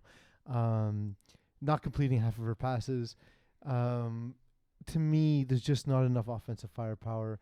And Sherilyn Vixamar putting up 53 catches, and carrying the bulk of the touchdowns. She scored 7 of the team's, I think, 14 or not even. The team's 13 touchdowns. Yeah. Scoring over half the touchdowns. There's not a lot to look at beyond that point. Kay Ellen Beckles, to me, She's not even playoff underused. eligible either. Is Not she? playoff eligible, but Yeah. yeah. Maybe they had that plan going into the season. Either way, it didn't work out as expected. And like Maya Nutsi has been great on defense. So was Nala Lucin, as well as Charlene Vixmar on both sides of the ball, basically being one of the key performers. But I just don't see it. No, this is no longer a prayer. It's now a miracle for them if they're going to pull it off. I think what the main objective now for VC Cubs is to get more reps, and they go into their season for stage up football, flag football, and they use it as a platform to come back if they do come back next season in the fall or next winter, that is, and use it as maybe an improvement for them. So there's no question Leibu will definitely be heavy favorites, and I'd be shocked. And when lost. they played each other during the season, they won 29-2. It wasn't a blowout. It wasn't a shutout, no, but at still. least. But that's tough. Yeah. Wildcats will take on... The standings are correct, by the way. What you see them here are the Awesome. correct standings. Excellent. So Wildcats you, take Eags. on Dream Killers. I like Wildcats a lot. I think they're better than their ranking. Yeah.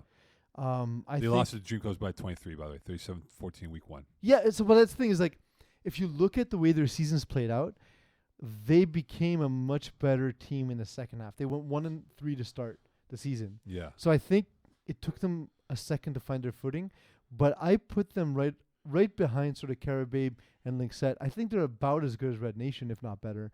I like their offense a lot. They're a team that has shown the ability to put up points. They beat. You're right. Like in that game. Sorry, they beat Dream Killers to 30-14. I misunderstood. I thought they lost to Dream Killers. No, So they were 2-2 to start the season. Either way, Yeah. they've improved throughout the season. And Catherine Boldu in that game was pretty sharp. But she had 22 INTs for the regular season, though. Yeah. And that could be maybe the opportunity for them as a seam weakness that they could maybe convert those turnovers for points. Could. For sure. José Martin is going to be difficult to stop. She's a fantastic, fantastic receiver. If you look at Boldu, she, in her most recent game against Phoenix, who are a very good team, she went 6 touchdowns, no interceptions. She put up 233 yards. If she has that kind of performance, this is a team that I think can make a deep run. I don't think they're one of the favorites. At the same time, I wouldn't be ultimately that surprised if we see them at the championship game. Yeah, it could be. Wildcats, if they do get clean production from the offense, could definitely make a noise moving as well. So we have Cavaliers against Steelers. So we spoke about the Cavaliers last week, Peace, and again, a very young team. Just like VC Cubs, a stage-up team playing in this league here. This might be a game where it would not surprise me if the Cavs were to lose in the opening round of the playoffs here, because they've had such an up-and-down season this year, inconsistent play from the offense this season. And the offense has been the issue. Yeah, Yeah. absolutely. Did they play during the regular season? Against Steelers, they played. They did not They didn't play. No. So, and Steelers, again, a little bit better than the record would have you believe. Vanessa Pierre is a very good two-way player. And so I'm curious to see if Cavaliers have sort of really fixed their offense, or if they're going to have to, even though they're the favorite, sort of play like the underdog, right? Yeah. Muddy it up and make it difficult. To your point, Julie Beauvais and Calliope Cavaneres, we talked about last week, how they haven't really had a quarterback. No one's really earned that starting job, so I'm curious to see how what they do come playoff time. And they have a nice depth of targets with Amy Frederick Summerside, Mary Stanescu, Chloe Simar, and Jessica Kimbutadi. All of them getting a fair share of targets, all of them between 200 and 300 yards, all of them between 3 and 5 touchdowns. That's great, but they also haven't developed a top like a number one receiver. So Right. go into this game without a defined number one quarterback, go into this game without a number one receiver. What is the Cavaliers' identity at this point? They don't have an identity right now. I said to you last week they need to use this next 12 months to develop that ID. So when they do come back in the winter season of 2024, I think they do have an improvement by 2 wins because of where they were this season. But I think now it's just a question of just getting valuable repetition for these young girls to just understand what it takes to win at this point of the year. And I think that might be the game where the Cavs do trip up and lose and become a one and done. Yeah, it's definitely possible. So this might be the closest game. Le Petit Miette against Wolfpack. The Pack won by 5 against Le Petit Miette. I'm a little disappointed by the Petit Miette the season. I thought we'd see a better outing. But they took a step. I think they took a step back this year. in my They books. did. And Morgan Cosmiano-Valois really showed some promise last season. This time around, it has been bad. 24 and 16 in women's, especially women's 2, is not sort of the death knell. And Marie-Pierre Dalpé, of course, we know, being her top target and her almost getting to double-digit touchdowns. They know going in that whether it's going to be her or Esther Morin-Slothers, those are the ones that you got to watch out for. But even given that they've had pretty decent play from the quarterback, given that they've had pretty decent play from their top 2 receivers, not a lot of scoring. No. Not like a decent amount. Like 171's fine, but you need to score. You need to score. I would say at least 24 plus in the playoffs. Of course, you have to. You want to get to 5 touchdowns is the key, right? Absolutely. And I know this isn't FPF. This is different rules, but the rule of thumb. Still, don't use rule of thumb when we're talking women's sports. Yeah. Where do we do that? Yeah. Yeah. But you know what I'm saying? Yeah. We mean it obviously as a colloquialism. Yeah, exactly. I mean, But there's a football angle that you want to get 4 touchdowns. For sure. 4 as an absolute minimum. But if they're going to move on to the next round, they need 5. Yeah. They need 5, and it's going to be tough. A lot of their games are about that. Like the game is Linkset, 25-19. You can have to score more than 19 points to beat Linkset, man. You really do. You're not gonna win if you're gonna score only 19 points. All right, on to co-ed Wentz. Now here's the thing though, Pease, we can't the playoff scenes are set, but the only games we can preview is 7 versus 10, 8 versus 9. Yeah. Well, that's the way the playoffs work out. Yeah, exactly. So I'm gonna start off with ECW. They get in. They beat Girl Scouts last week. They get Funny Club in the first round of playoffs here.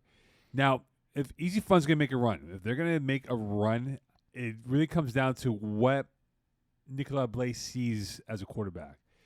And I always find that he's too dependent on, a guy like J.C. Ferland, who I know very well, and doesn't use his weapons as well as he should. And I think he's got to diversify his portfolio and make sure that he uses all of his players on the football field and not make it a one-trick pony and trying to win this game on the weekend. Fair. I think another big thing is, does Alex Nadeau-Pius decide to throw now that it's playoff time? He's a missile, man. He can blow up a lot of teams with what he does. He's one of the best quarterbacks in the history of FPF. Yeah. So, yeah. Look, I mean, we've seen Will Trottier throw for Braves in the absence of Joe Mayo last season. Guillaume Belin is, to me, one of the most talented players, period, in FPF. Yep. But the team's been sort of up and down. And when you consider the talent on this team, you have William Trottier, J.D. Chevalier, Vincent Morissette, all of them being playoff eligible, as well as Guillaume Belin. But they haven't had a ton of production from their female players, which we know is an issue in co-ed. Stephanie Gary, Sarah Cormier, by the way, I don't understand how she's not a star on every team she plays on. She's amazing. So use her more often. Ariane Lavoie is also not really finding her place on the team, and that's going to be limiting for the offense. It is, and I just think that the ECW showed a lot in the win over Girl Scouts with their defense. And you're right. If Alex Nadeau-Pius is throwing, that defense has to play smart football. They can't show what they're going to throw in defense and give Alex that time to literally be a surgeon and just dissect their heart to smithereens here. So patience will be required from Easy Fun. And if they can do that, maybe they make it to a one-score game, and it comes down to the last 5 plays, and they have to win it like that. That's going to be their card, because they can't go score for score with this team here. But if they can make it into that, slow down effect, they have a chance to win this football game and maybe go on a run here, because they got it. I don't think they can go on a run. That's the thing, that they could, right? But No. I'm not going to guarantee that. That's why I'm saying they could. That's the thing, though. I mean, who's the team next round that they beat? The 7 versus 10, right? They would be the low seed left, so they would play Braves. Braves, exactly. So which would not be. And then if they get by Braves, they maybe face Kiss Outlaws or Fast and Furious or Power Rangers. Whoever gets through, exactly. I can't see them getting by Funny Club, and that's the only game they have a chance in. Yeah, that's the where the season would extend, is because of Funny Club. Girl Scouts and Justice League. So Sarah Parker, we just talked about her women's. in the women's division right now. They lost to Girl Scouts 31-12. Now, for Girl Scouts right now, my concern about this team and watching them play, again, look, Emmanuel Brassard is a great quarterback. I'm not going to take that away from her. Is the lack of discipline and taking careless penalties. I know something about this team here. They took a lot of false start penalties. So they would be literally in the red zone and they'd lose 5-10 yards because they took back-to-back false starts. And they had these weird moments here. So I think this is the focus for them. If they can remain focused, they are a tough out. I think Julien Prou has really constructed a good football team here. You look at a guy like Gab Charles Dab Champagne. He's phenomenal. He's explosive as a playmaker on both sides of the football here. I just think that this might be a match where it might be far too much firepower for the Justice League to kind of contain the Girl Scouts, who look like they have a chip on the shoulder trying to prove a point now. Yeah, Justice League on their end, they've had good performances. Amin Encina has become a name that we're starting to recognize. He had 7 touchdowns throughout the season. Anthony Lapointe being one of the depth players in this team just shows you how good the team can be. Right. I'm surprised to see both Catherine Gaumont and Virginie Beau-Menard not having as much impact, and they both basically played full seasons, right? So I thought those two would really shine. They likely only play one of them at a time on offense. Right. But I would imagine there's not a reason why they can't get more involved on the drives where they are on. And defensively, they've been okay. They're kind of a sort of middle of the pack team, but I think that's kind of where Girl Scouts is. To me, it's a compelling matchup for that reason. I think it'll be a close game. On to Co-Ed 2. We're good for Co-Ed 2, Eags, for the final standings. Make sure we're good. I'll check him. Thank you. You can keep talking. You say you're checking, so we said, okay, cool, wait for you. So no, but I mean, for sure, Fifth Squad and Villains is a set matchup. Yeah, we just want to make sure that the matchups are correct, right? But we we can start with the ones we know, right? So yeah. like Fifth Squad here. Well, remember, it's 7 versus 10 versus 8 versus 9. Oh, that's true. Yeah, so we have to. We're only doing 2 preview games. These look correct. Okay, cool. So, Villains against the IG team. I apologize. I did not see the Villains play this season up close or not. I played against them in the past.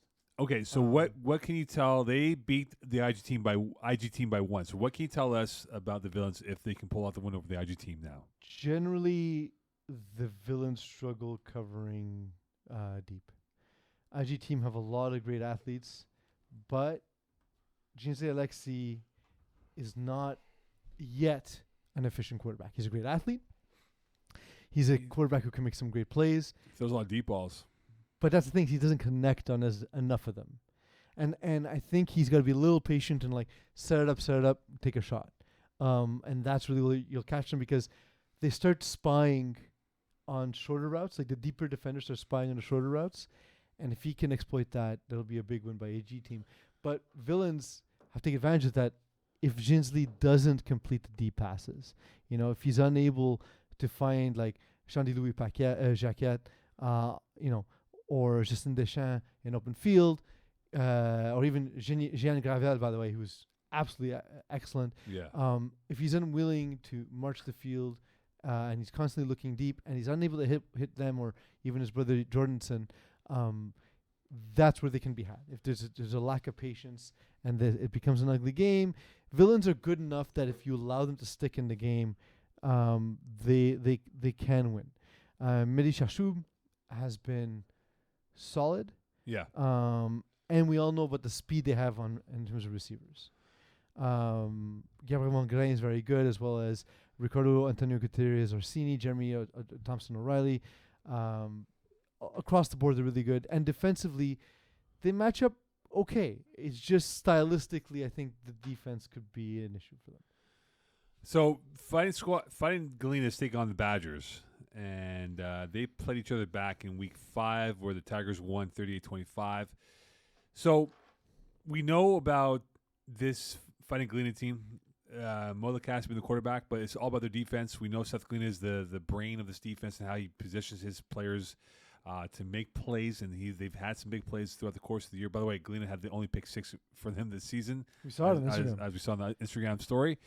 But if there is an advantage the Badgers have, what is it? Watch them play. They have one of the best playoff quarterbacks in FBS. And Chris Rivet. And they brought him in as an equalizer because they didn't have that quarterback play in the Fall Cup when they first came in as a football team. And now you look at what Chris Rivet can do.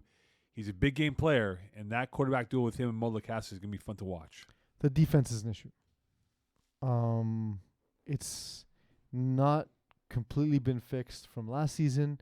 As we saw last week, they lost 47 to Fifth Squad. Great, fine. Fifth Squad's great. Brouard is a great quarterback, but they also lost 32 points in a win against Team Rocket. Yeah. Right. They also, I guess when they played Kiss My End Zone, Iggy wasn't there. Geez, but when they played Badgers, when they played IG team, they lost that game, and it was not the offense's fault. The offense scored 30 points, right? They need a stop. That's been an issue for them. That's going to be a concern for them in this game because just the intellectual capital you have in having Maud Lacasse and Seth Galena on the team is a lot to handle. Yeah, Wait, no, Iggy was there. Why is it 31-0? Was it a? There wasn't a forfeit. Yeah, it was a forfeit. But it can't be 31-0. I don't understand. Eagle. 31-0 can be a forfeit. Oh, so you can choose. You choose 30. I thought it was either 30-60. It's 30 or the higher score for Category 1, which is a no-show. Right. 30 or the higher points against in the case of a Category 2. In other words, we're not going to give you an advantage by forfeiting a game by screwing up your roster, essentially. Yeah, so if you allowed 31 points, you allowed 31 points. Yeah. Fair. Okay. If you allowed I 20, you would I get just 30. haven't seen it before. That's why. Okay. Yeah, because there's a situation where, like, imagine like you're losing a game like 42-0. You're like, screw it, we're gonna put someone in to bust our I'm the cap. QB We're gonna and go I'll- down to yeah. 30-0. It's like, no, you're still at 42. That'd be a nice. I'm surprised someone Someone did it won't name- once, and we said no. Oh, that person. He who shall not be named. Do you know Hifazio? I don't know. He should not be named. Yeah. There's so many great players to talk about in this league. I won't waste my time on. I won't waste my time on bad ones. Was he anywhere at all this year? He who must not be named. I couldn't tell you. Hino was nowhere. I don't think about him at all. Okay. Although there was someone that caused the forfeit for a team. All right, on to co-ed 3. Coincidence? Who knows? Which one of you is Mulder? Which one of you is Scully? I mean, I'm very attractive, so I gotta be Scully. I'll be Mulder. I'm more the weirdo. Yeah. Plus, I see you. For addicted those to who don't porn. know, it's the X-Files show. It's an old TV show from the 90s that was very popular. And Did you ever catch that, by the way? That Mulder I was completely addicted to porn. Yeah, They made a bunch of little references to it. Yeah, he had that show afterwards, right? What was it called? Californication. Before that, no, before that, he was in softcore porn before that. Yeah, no, but what's the show called? Look it up for us. Californication. No, but there's another one he did as well. Hold on, let me find it. Red Shoe Diaries. That was before. Was it before? Okay, Yeah. whatever it was. Yeah. You I should was- know that as the one of us who's addicted to porn. Yeah, exactly. Guys have to go outside. So I forgot which one is Mulder in this case. He's I'm Mulder. Mulder. I don't see you as a Mulder. I'm clearly Scully, man. Yeah, but you have a lot of sex. Not right now. Not anymore, Eagle. Not right now. Not anymore. His left hand and right hand. Hello. All right. On to co-ed Yeah. 3. Pacquiao against Michael Scott's Tots. They get in. Fast and Furious losing out to Pacquiao on the weekend. And Lasek against Kenny Coulee. So, of the two matchups here, is there a blowout in any of these games here? Because I remember I called Michael Scott's Tots thinking they were crap, and they get in. Well, I And I'm mean, wrong. you mean a blowout as opposed to a blow up when Fast and Furious 3 failed to make the playoffs? Well, I felt the wrath of Yeah. a particular person post game without realizing why he was trying to grab I think Michael Scott's Tots can win this game. In fact, I may straight up pick them. Like they got crushed by half and half. Yeah. Sure. They did lose to Pacquiao by 1 point in the first game of the season, and if let's say they get 2 converts, Yeah. or they get a 2-point convert rather, they win that game 22-21, let's say. Then we're looking at them being having the same record as Pacquiao. So like to me, the difference in their between these two teams in the entire season is a single point from the first game of the season. That's a single difference. Yeah. They would have the same record, and they would be the higher seed.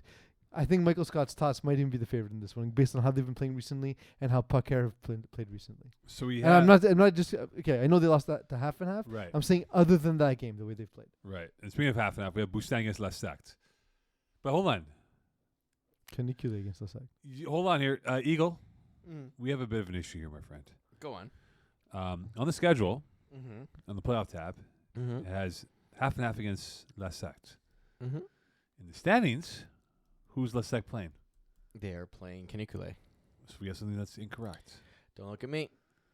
Go look at your savior who got the overall standings. Can you message Saviors so Can that you we please can fix tell them it? as soon as possible, please? Because Thank we you. need to fix that before the game is played and on just- Sunday. And can we remind that team to make sure that they know they're playing on Sunday, Yeah, please? that's Thank kind of you. a big one. We do layer that, By the way, please. Iggy is our savior because thank God he came up with the overall standings because we'd be lost without it.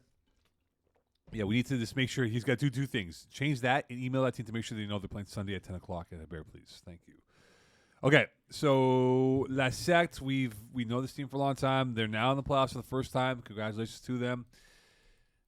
Are we giving them a prayer at all to maybe get one playoff win? Who? La Lasek? Secte, yeah, Well, it would be their first ever I win. know. Man, they were so good to start the They season. flew out of the gates, man. We thought like maybe a perfect season, They 10-0. were 4-0 to start the season. Since then, 0-6. they've scored double-digit points twice. They've lost the rest of their games, including most recently against Canicule, 32-15. I don't know, man. Man.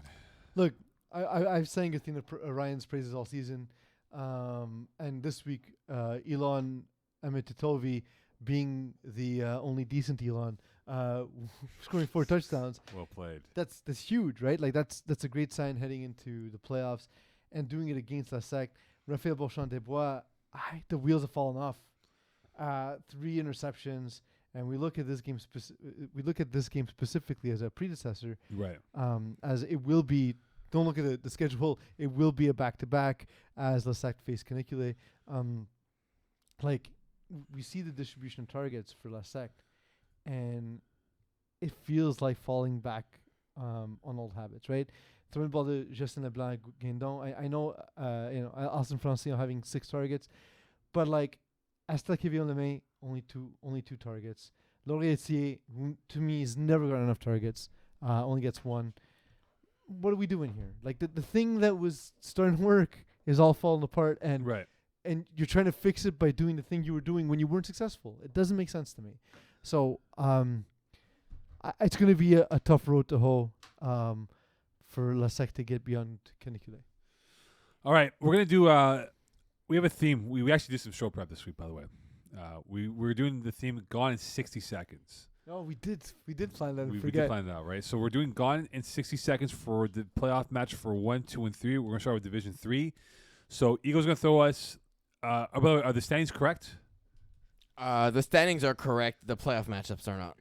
The listening audience didn't see our Nick Cage's our Nick Cage impressions. We even stalled hoping that Rob would post the matchups tonight. I know. Okay, so how are we gonna preview these games then? Let's do it. But if the matches were not correct, then how are we gonna preview these games? We're gonna make sure they're correct. Oh my goodness. So if we look, One job, Rob. One job. it's a 3-way tie for Party Crashers, KG Play Plus, Double Straddle. They seem we're to be doing 3 seated or we're doing correctly because it's a 3-way tie and we don't reseed. So we're doing Division 1, right? Division 1. Okay, so That's we're that's the tab I opened, Mo. Okay. Party Crashers 317 points against, KGB Plus 360 points against, Double Straddle 365 points against. They are properly rated. So we can start with All Stars going up against Double Straddle. No. Bye week. F word. 2-7-3-6-4-5.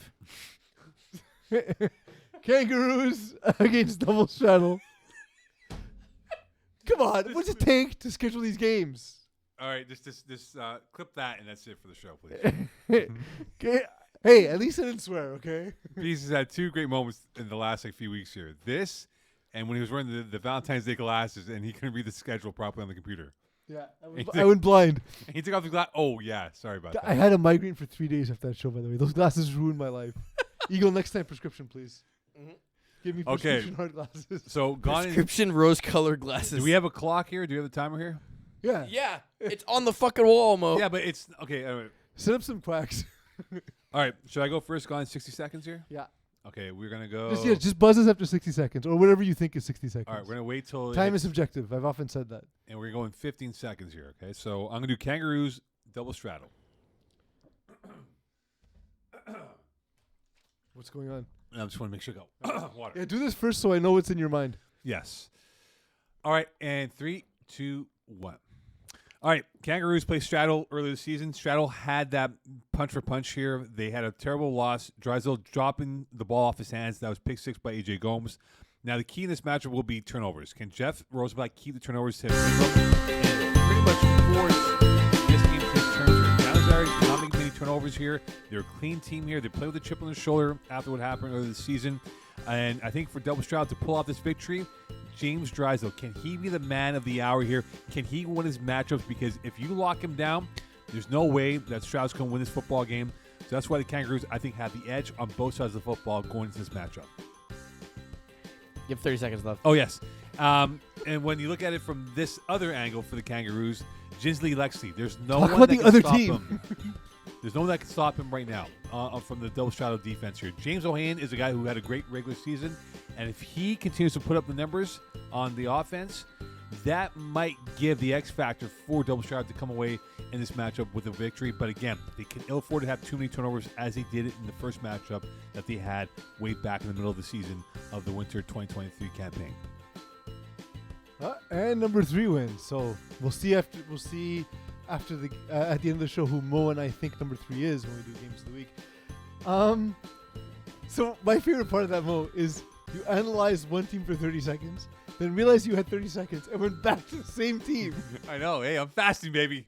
All right, you got Braves Fasting KGP. again. You got Braves KGP Plus. Braves KGP Plus. I'll wait for Eagle to cue me up. You are good in 3, 2, 1. Braves are the Braves, man. Joe Mayu is as good as advertised. They do everything well. They have no weakness.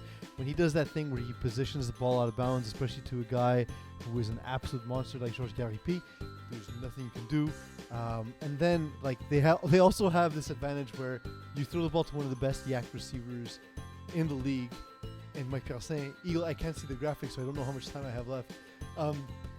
30 seconds. Mike I give them names this time. Mike Persin has been really good. It's really good at creating in space, and so you have both those advantages. That's huge.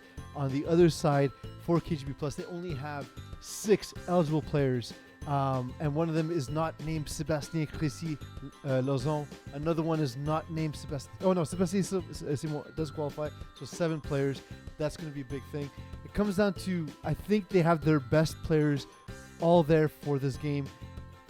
It's going to be weigh heavily on the shoulders of quarterback Phil Cutler.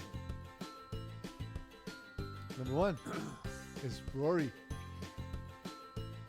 They have names now. All right. For the listening audience, there is a graphic on the screen a where there's race. an egg race. Okay, so now I have Division 2. no Party Crashers against Flagmore I'm Sack. sorry. I'm not fasting. And here we go. I mean, I am doing it intermittently, though. I am doing intermittent fasting, by the way. Like I usually eat from sunset. You're to wasting time. Oh, you have 6 Oh, right. seconds Sorry, left. sorry, my bad. Okay, look. Look, right now, what this comes down to is this. Fred Dupree, which format do we get from him? Do we get the one that had a good start to the season and kind of faded away midway through the year? Or do we get a guy that, you know, with his playoff experience, he's had some big ones in the playoffs. Can he win that matchup? I think the key for this team right now for Party Crashers is Frank Hogan. How does he rush Alexander Nadeau-Hughes? Can he get to him? Can he force him to bad throws? Can he make this a game that he can win on his back here? Mid-Fair is a matchup problem. LP Thibodeau, who I love a lot, he's a security blanket for Fred Dupree. Now, for Flagmore Sack, we know about this team and how well they play. They are an offensive machine.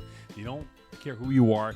And I think the key for them this matchup will be their defense. Can they create turnovers in this football game? If they create 1 or 2, they win this football game, but I think it's very close going towards the final 5 place. All right. All right. Rory wins again. Sheesh. All right. We're on to Division 2. The schedule, is the matchups correct for Division 2, Eagle? I have not checked. I was too busy watching Rory win. Production. Production value is important here. Okay, so the playoff breakdown for Division 2. Yeah, let's Actually- start with that so I don't make the same mistake Actually, again. it's 7 versus 10, 8 versus 9. So that's the only 2 matchups we have today. Perfect. All right. You want the first one or second one? You know what? You go with the first one. Nice. Let me just check this to be sure. Gonna open 2 Yeah, God tabs. Skills wins the tie break there, and Touch Foot over Party Crashers.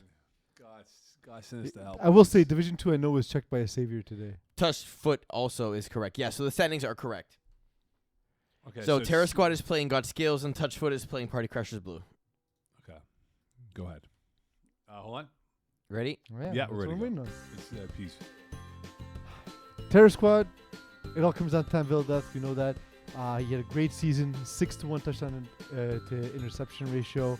When we look at when they last played, hitting control left skills, Terror Squad did not get the win. It was a close game. It was 34-33 in favor of God Skills. I think that it's going to shape up to be a similar kind of game. Pat Jerome obviously being one of the big names along with Serge Pilon, but Vincent Malo is becoming one of the stars in this league, and he's done so on his Div 2 team in Terror Squad. For God Skills, it's going to be tough. Nicolas Santomo had a great season. That said, he's had games where he's looked great and games where he has struggled. The connection with his brother Dave Santomo is key, obviously. If they can shut him down, that's a win for Terror Squad. Okay, so I have Party Crashers Blue against Touch Foot 450. I'm ready to go. Yeah, I scorecard this game actually on Monday. So they literally played each other 5 days ago. Gonna shuffle characters. 3, 2, 1. Okay, so Touch 450, they're playing with inspiration. Gisli Alexi came in at quarterback halfway through the year. He's been airing it out, using his legs very well. You look at Darren Wilshire, he's been great for this team, a calming force for them. One thing I like about their defense, they're athletic in how they attack the football. This is a team that, with Jeff Comparche, if he can play well, is a key. I want to know about Mo Nishadi. How healthy will he be in this football game? Will he be able to go on the weekend? I think for Party Clashers Blue, they can ill afford to have a slow start as he did against 450 on Monday. Can they get the ball rolling and going in the first half and get the points going for them? Also, a key for them is their receiving core. They're very deep. Vincent Claroux is unbelievable as a pass catcher over the middle. LP Thibodeau, as I said before, is unreliable for Fred Dupree. Felix Boutte is the guy to watch out for. He could be the X factor and why Party Crashers could win this game in exact revenge against 450 from Monday's loss. And there you go. Division 2 3 seconds to go. Done. Here we go. George wins. Good job, George. Thanks, George. Okay, on to so Division 3 is the one we don't know yet, do we? Division 3 is going to be the most difficult. So because we don't know, even though it was supposed to be done on Tuesday. Skip. I believe Iggy corrected the standings for Divs 1 through 4. Could we get that confirmed if Iggy has cleared Div 3 for us to preview? Since we He don't have has not, from my understanding. All right. Okay, so we don't want to give out the wrong information here. But Let's give out the right information. So the teams who are in, okay, from 9 through 24 Ps. There is. Wait, actually, that's not true. I do have the information. Off of this, the ones that switch are 14 and 15. So Beer Belly Brigade is actually seed number 14, and Infantry is seed number 15. So those two swap. And then when it comes to 20 to 23, the order goes Blackouts, KGP Ra, Speed Academy, and Les Verts Folles. That's very confusing, man. I lost track of what's Yeah, going so on. Okay, Can you, So can you I yell can- out the matchup? I will help you with this. Yeah, please. Greendale Human Beings Yeah. are playing Bearskins. Okay, let's go. I will start first. Go. All right. Clock, please. Can I? I don't know if I can do this. Okay, sure. Yes, go. Okay, so Bearskins, Neil Edison, are we going to get to Neil Edison of the last couple weeks? He's been playing great football, but again, Vince Ardone is going to be key because you know about GHB and that offense, right? We know the Joy Taylor branch of how it's played out to this next level here. Can Vince Ardone be patient in how he calls the defense against his team? He has history playing them before, but you think about who is catching footballs for this team. Our boy, Brandon Elward, he had 64 catches. Alex Schultepluff's 93 catches. If you can contain both those guys, you have a chance. But I think right now, for how this team's been playing so far, look, Danny Elward, he's a great quarterback. He's a playoff performer. We've seen him have big moments in this matchup here. I think they have far too much firepower to work with in terms of them not being stopped. So I think right now for Greendale Human Beings, it's going to be tough for this Bearskin team to match up with them. Chris Miard could be the factor here because he brings that speed and that wealth that he plays as a cornerback. He might be able to perhaps pilfer an INT or two. If not, then Greendale Human Beings win this football game. All right. Good job, Rory. Thank you. All right, we're going to go into our next game, which is the 10 seed GIHF versus the 23rd seed Les Verts Folles. All right. GIF Verts Folles. So we talked a lot about how JHF started the season. They got blown out by Verts Folles. They they play against who? LVF. Oh, okay. So GIF. it's a rematch. I thought I had loaded up Speed Academy. But that said, Ben McMahon has gotten better as the season went on. I asked him early on in the season, hey, what's going on? And he said, I'm sucking. And so he's not sucking anymore. It's a great team. His connection with Kevin Donnet, Ron Parent, and of course Juan Edgehill is to be watched. The team is really good across the board. Defensively, they can be had at times. I think the addition of Chaz Kidder-Alexander does help, however. Les Verts Folles, they're a team that to me should always be better. The issue has been at the quarterback position. Thomas Chapardi has not played up to a standard I think he'd be happy with. But I've sung the praises of Guillaume Belland and William Frantier all show today, and there's a reason for it. They're two of the best defenders in the division, and they're going to cause issues. What happened to the clock? It stopped. We're at an hour 40 right now. Yes, we are.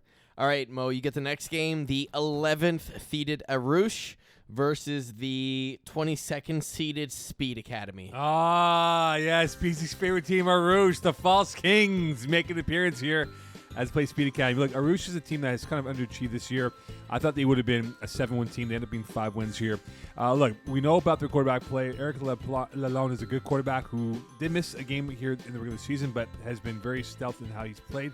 I'm very fascinated by Thomas Legault. He's been a guy that has had a really good year, stepped up to the plate after Simon Loisier missed a couple games during the regular season. And also their defense, they're physical, and that's going to be key. Can they maintain their physicality, not take a cheap penalty, and give free yards to the opponents in Speed Academy? So if they can maintain that focus, they have a chance to perhaps pull away in the victory here. As for Speed Academy, as I try to pull out the page here for Speed Academy and get this back on track here, as I have 17 seconds left in this matchup, Speed Academy is a team that definitely can... Oh my goodness, I cannot believe I lost out on this. What can they do? What can they do? I don't know because Run the page fast. is slow. Study. But you know who's not slow? Speed Academy. Speed Academy is not slow. This is a team led by Darryl Dorsley. They do have the edge in And the speed. time. But here's the thing, though. And time. Jimmy Menares, great My season guy, that no one the talked about. cops caught you. You I weren't know. gone in 60 seconds. Jimmy Menares, great season, 20 touchdowns on 36 catches, had a monster year. If he gets going, he keeps his team alive. You know who can't hear you? Jim Menares, because you're in prison, because the cops caught you because you I weren't know. gone in 60 seconds. We've been informed by the person who did all the tie breaks and Oh, the standings that savior. he actually made a mistake. And so KGP Raw is actually 20th and Blackouts are 21st. So that brings us to our next game. Luckily, we have yet to preview, which will be Junkyard Dogs at the 12th seed versus the 21 seed Blackouts. So, Oh, go ahead. Junkyard Dogs, Blackouts, Peas. Go. Give me 5 seconds, please. I now need to open my tabs differently. You got 55 seconds. Here we go. All right. Well, Blackouts, look, it's been a bit of a learning curve. Adam Sinagra is improving as a quarterback in FPF. That said, a lot of the guys on this team, this is the highest division they've played so far. If you look at guys like Ryan Vanstead, Michael Kazaka, I know he's playing in Division 2 as well, but it's his first season in general playing high divisions. Julien Lachance, another case like that. So I think defensively, that's been the bane of their existence. And unlucky for them, they go up against Junkyard Dogs, who, led by Jason Rossi, is one of the most seasoned quarterbacks in the division. He is better in the playoffs. He has the ability to unleash these quick, short passes, and you have big body receivers like Rashawn Perry, Hugo Alemano, as well as the ability for Riley Pincombe to take the top off the defenses, and Joey Notaro.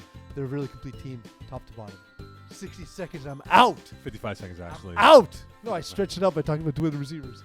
I know. You went 55, so that's even more impressive. All right, who do I have now? Okay, All right, I'd have to you count some have dust, though. the 13th seeded Green Munches versus the 20th seeded KGP Raw. So Green Munches, KGP Raw. Go. Okay, so, we called out Ryan Garber at first during the regular season as a quarterback, and unfortunately didn't match up. So Dylan Garber took over and was phenomenal. 39 touchdowns during the regular season. Great for him and how he's played.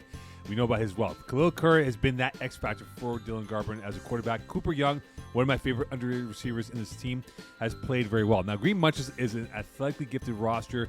I love how Marc-Andre Lapointe has built this team up here in terms of this stage of team, primarily guys from St. Hyacinthe and what they are. Now, here's a guy to watch out for. Here's a guy.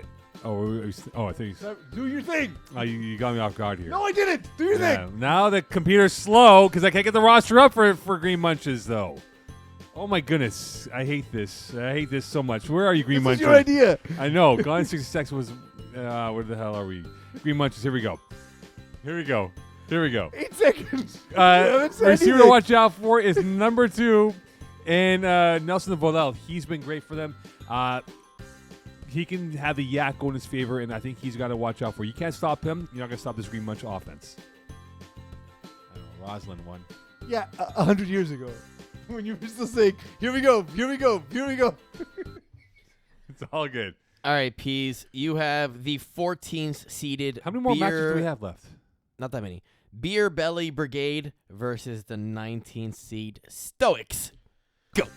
Alex Fard was at one point one of the guys we talked about as one of the best improving quarterbacks in FPF, and it's still the case. He had a really solid season for Beer Belly Brigade. His ability to throw on a run, to buy time, to run when required, gives Beer Belly Brigade that next level. Of course, his connection with snapper Nicolas Curotte is really next level. And David Hinault is not a guy who makes all the plays for the team, but he makes plays when they count. He does go up against Stoics. We've talked all show long about how good Chris Rivet is in the playoffs. Chris Rivet, the team has not fulfilled their end of the bargain when you look at his play at the quarterback position has been great. 118 quarterback rating all season long. Him and Vincent Chung are excellent together. Carl Ashe was a late pickup for them. Huge addition when you consider he's a U Sports player. And defensively, they're just a solid team that needs to make at least one play. Who's the seasoned professional, Mo? Who that is? Who that is? Was that line from the bowler? Who is he? I am him. Who do you think you are? I am. All right. What was his name? Two more to go here. We have the 15th seeded the Infantry versus the 18th seeded Blue Chips. Okay, so here we go. Go. What is left of the Infantry right now? They have not been the same since the Submergers have gone down for the year due to suspension. I watched them play. Corey Woloski has missed that vigor, that edge that he had from those two guys being the stretchers for that offense. Now, on the flip side, Amadou Babacar will not be available for Blue Chips, who's been great on both sides of football. But you look at Marcus Mitchell, he's played really well for them. And I think now you start to see the quarterback play for the team in Blue Chips play better than before. I know you got Saunders Amar and Jordan Mitchell here, but if they can kind of work that rotation well for them, they have a chance to win this football game. Guy to watch out for, as my mic blows away from me, is Darius Simmons. If he's available, which he is at 5 games, he will definitely be an issue for any team playing against them, because Simmons, being a U-Sport player, has that route running ability that can really win the matchups in this matchup here against Infantry. Right now, I think Blue Chips have the edge. I think they have the momentum. Infantry now lacking any edge to work with. So that's why I think Blue Chips are the team that will be favorites to win this matchup on Sunday. All right. And we get into our last matchup in Division 3 that we can look at today. We have the 16th seeded Les Malouds versus the 17th seeded Free Smoke 1. Peas, the game's yours. Give me a in second, 3, please. 2, All right. 1. Les Malouds play a very physical style. Their record does not represent the matchup problem they can be for a lot of teams. Antipochat Freza has a lot of ability. He also has big body receivers in guys like Dragan Mallet. And I think, yes, Dragan Mallet is playoff eligible. So I think that's going to be important for them moving forward. Eagle, who do they play against? They're playing Free Smoke 1. Free Smoke Jimmy 1. Jimmy Lee Janvier's team. Yeah. Jimmy Lee Janvier, we've seen him have issues in the playoffs just taking what the defense gives him. If he's able to hit the underneath receivers and set up downfield, we can see Jean-Zide Alexis and Sébastien Chrissy-Lozon take over this game. Don't forget, on both sides of the ball, they got Jared Taylor. He's going to factor in. Don't be surprised if Free Smoke 1 pull off the upset.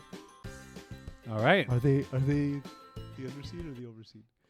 Free Smoke 1's the underseed. There we go. Pull off the 16-17, so I Don't mean, be does it surprised. really Booyah. count? Don't be Booyah. surprised if they pull out there the you go. upset. Upset. Maybe that was an upset. All right. Upset alert.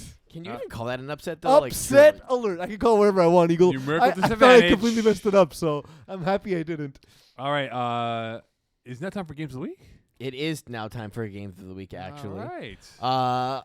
You guys are going to have to, figure this out with me, because if it's not on the schedule, I'm not computing it. So if it's not there, we're not doing it, all right?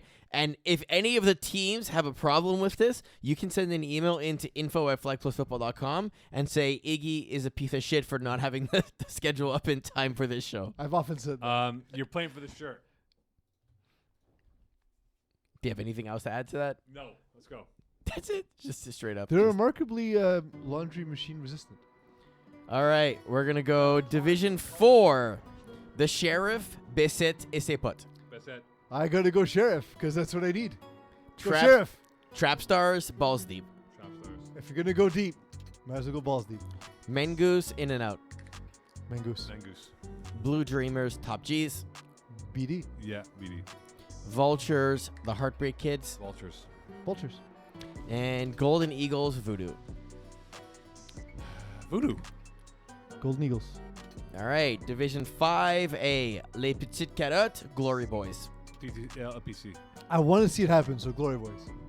West Island Boys, Tip Top Shape. Whip. Whip. Red Notchkins, Clinkers. Red Notskins. Not skins. Him University, Le Speakeasy. Him University. Him. Menace to Sobriety, Buffalo Wild Wings. B-Dubs. I'm going to go Menace. And Glory Boys, Backwoods Football Club. Glory Boys and sweep. Let's do it. Backwoods. All right, 5B, Blues Wolf. Blues. I'm going to go Blues. Brewers Warriors. Warriors. Warriors. Team Sexy, Green Monster. Team Sexy. They're Green kind Monster. They're kind of sending right now, yeah. Cover 3, Primal. Primal. Primal. All right, Division 6, the Royals, Win Diesel. I'm going to go Win Diesel. Eagle, your pick? I'm not playing. Your pick. Oh, definitely the Royals. Win Diesel. I set you up. Betway Bandits, the Habibis. Habibis. Habibis. Why So Serious, Wild Hogs. Hogs. Hogs. Pigeons, Trailer Park Boys. I'm going to go with Pigeons. Trailer Park Boys. Mountain Dew Babies, Dak to the Future. Back to the Future. Pregnant women shouldn't drink Mountain Dew, and now Eagle knows why I know that. Back to the Future. Towers FT, Fiddlers. I'm going to go Fiddlers. Towers FT. Practice Squad 6, Baby Rays. Rays. Sweet Baby Rays. All right, Women's 1. No more games in the regular season, so we're going to go playoffs. Les Bleus, Stars. Bleu. Blur. Montréal U, Vortex. Vortex. Oh, look at that. Vortex. Bleu Pou, Fleur de Lis. BP. Bleu Bleu. Brut, Bees. Bruce, boys and girls. The words of Nicolas Cage, not the bees. Brut. All right, Women's Division 2, same story. Playoffs, we have Cavaliers and Steelers. Steelers. Steelers. Wolfpack, Les Petites Miettes. LPM. Wolfpack. Les Hiboux, VC Cubs. Ibu. Hibu. And Wildcats, Dream Killers. Wildcats. Yeah, Cats. All right, Co-Ed Division 1. Again, regular season finished. Playoffs, Girl Scouts, the Justice League. Girl Scouts. Girl Scouts. The Funny Club, Easy Fun. Easy Fun. Sorry, Funny Club. Sorry, Funny Club. Sorry, I apologize. Technically, we don't know who Kiss My Outlaws and Northern Braves are playing, We're but not we can predicting preview Fast Not Furious, Les Petites Fuck, Fast Not Furious. Yeah. and Power Rangers, Free Smoke. Free Power Smoke. Rangers. Wait, you said Power Rangers? Yeah. I just want to make it clear. Yeah. I heard you, but we talked at the same time. Yeah, I know. All right, Co-Ed 2. We have ourselves Badgers, Fighting Tigers. Tigers. Tigers. And the IG team, the Villains. Villains. IG team. Okay, and then again, we can't preview Fit Squad or Fireball, but we can go with Kiss My End Zone, Flashbang Team. Kiss Man Zone. Camise. And Bench Warmers, Deep Balls. Benchwarmers who don't have AJ Gomes on the team, but Nick Gomez Rizzo. I'm going to go deep balls. Deep Balls. All right, Co-Ed 3. Paquer, Michael Scott's Tots. Scott Stotts. Scott Stats. And Canicule, La Secte. Last act. Well, Lasec's number 1 in FPF games, so I'm going to go with Canicule. Alrighties, we're going to go Division 1, Flagmoil Sac, Party Crashers. This is close. I'm going to go Party Crashers. FMS. Braves, KGP Plus. Rays. KGP Plus or KG, but they'll lose to Braves. And Kangaroos, Double Straddle. Kangaroos. Kangaroos, but it's going to be close, I think. I think it's going to come down to one score. All right, we got Division 2, Touchfoot 450, Party Crashers Blue. Party Crashers Blue. Same. And Terror Squad, Got Skills. Terror Squad. What did I say in my preview? I don't know. Terror Squad. And then lastly, Division 3, GAHF versus Les Verchevals. We have one game. Cool. GHFF. GIF. And all the other games Iggy has yet to set up. So let's So- just pick the favorites. I'm going to go Wait a Jigger minute. Dogs Infantry, Mallard, Beer Belly Am I Brigade, at 5 o'clock on Rush, Sunday? Really? Green Monks, Green Delhi Human Beings. Hold on, Kidding me? I can do this for you. We're going to go with, so GIF is playing LVF. Then we have Greendale Human Beings who are playing Bearskins. Greendale. Greendale. Arush, who's playing Speed Academy. Arusha Falls King, Speed Academy. Yeah. All right, Junkyard Dogs, Blackouts. Arush for me, by the way. Junkyard Dogs, Blackouts. JYD. Same. All right, Green Munches, KGP Ra. Munches. Ra. Beer Belly Brigade, Stoics. Stoics. Stoics. The Infantry, Blue Chips. Blue Chips. Yeah, Blue Chips. And Les Malouds, Free Smoke 1. Free Smoke 1. Free Smoke 1. And there we go. That is me covering for Iggy's deficiencies. as I Okay, always so do. the schedule should be Which, by up. the way, Iggy is a hero. Thank you for your service. Yeah, the schedule should be up by tomorrow morning when this shows up. We gotta Will be it back. though? We haven't staff meeting like in 20 hours, Yeah. like in 10 hours. So let's get We this have a over. staff meeting tomorrow? Yeah. Yeah. No. I can't wait. Reminder to all the players, make sure you get your IR entries in time. We need to have those ready for the end of season. So if you do have players that are on medical leave and you require doctor's notes, make sure to get those in, as well as your designated substitutes, so we can process them in time for the end of the season. Also, by the time we're speaking next week, likely our spring registration will be open, as well as your new ratings will be uploaded. So get ready for that. I'm expecting numbers to go up, as they usually do. And so if I get a DM saying my number is too low, I will set it to whatever you want it to be, as long as it's more than the number that's on the site. I have no problem giving you a higher salary and making you less desirable. Okay, match words, please. Orange is the new indicted? Oh, Donald Trump. See you in court. I was saying good night, Donald Trump. I set you up. Good night, Donald Trump.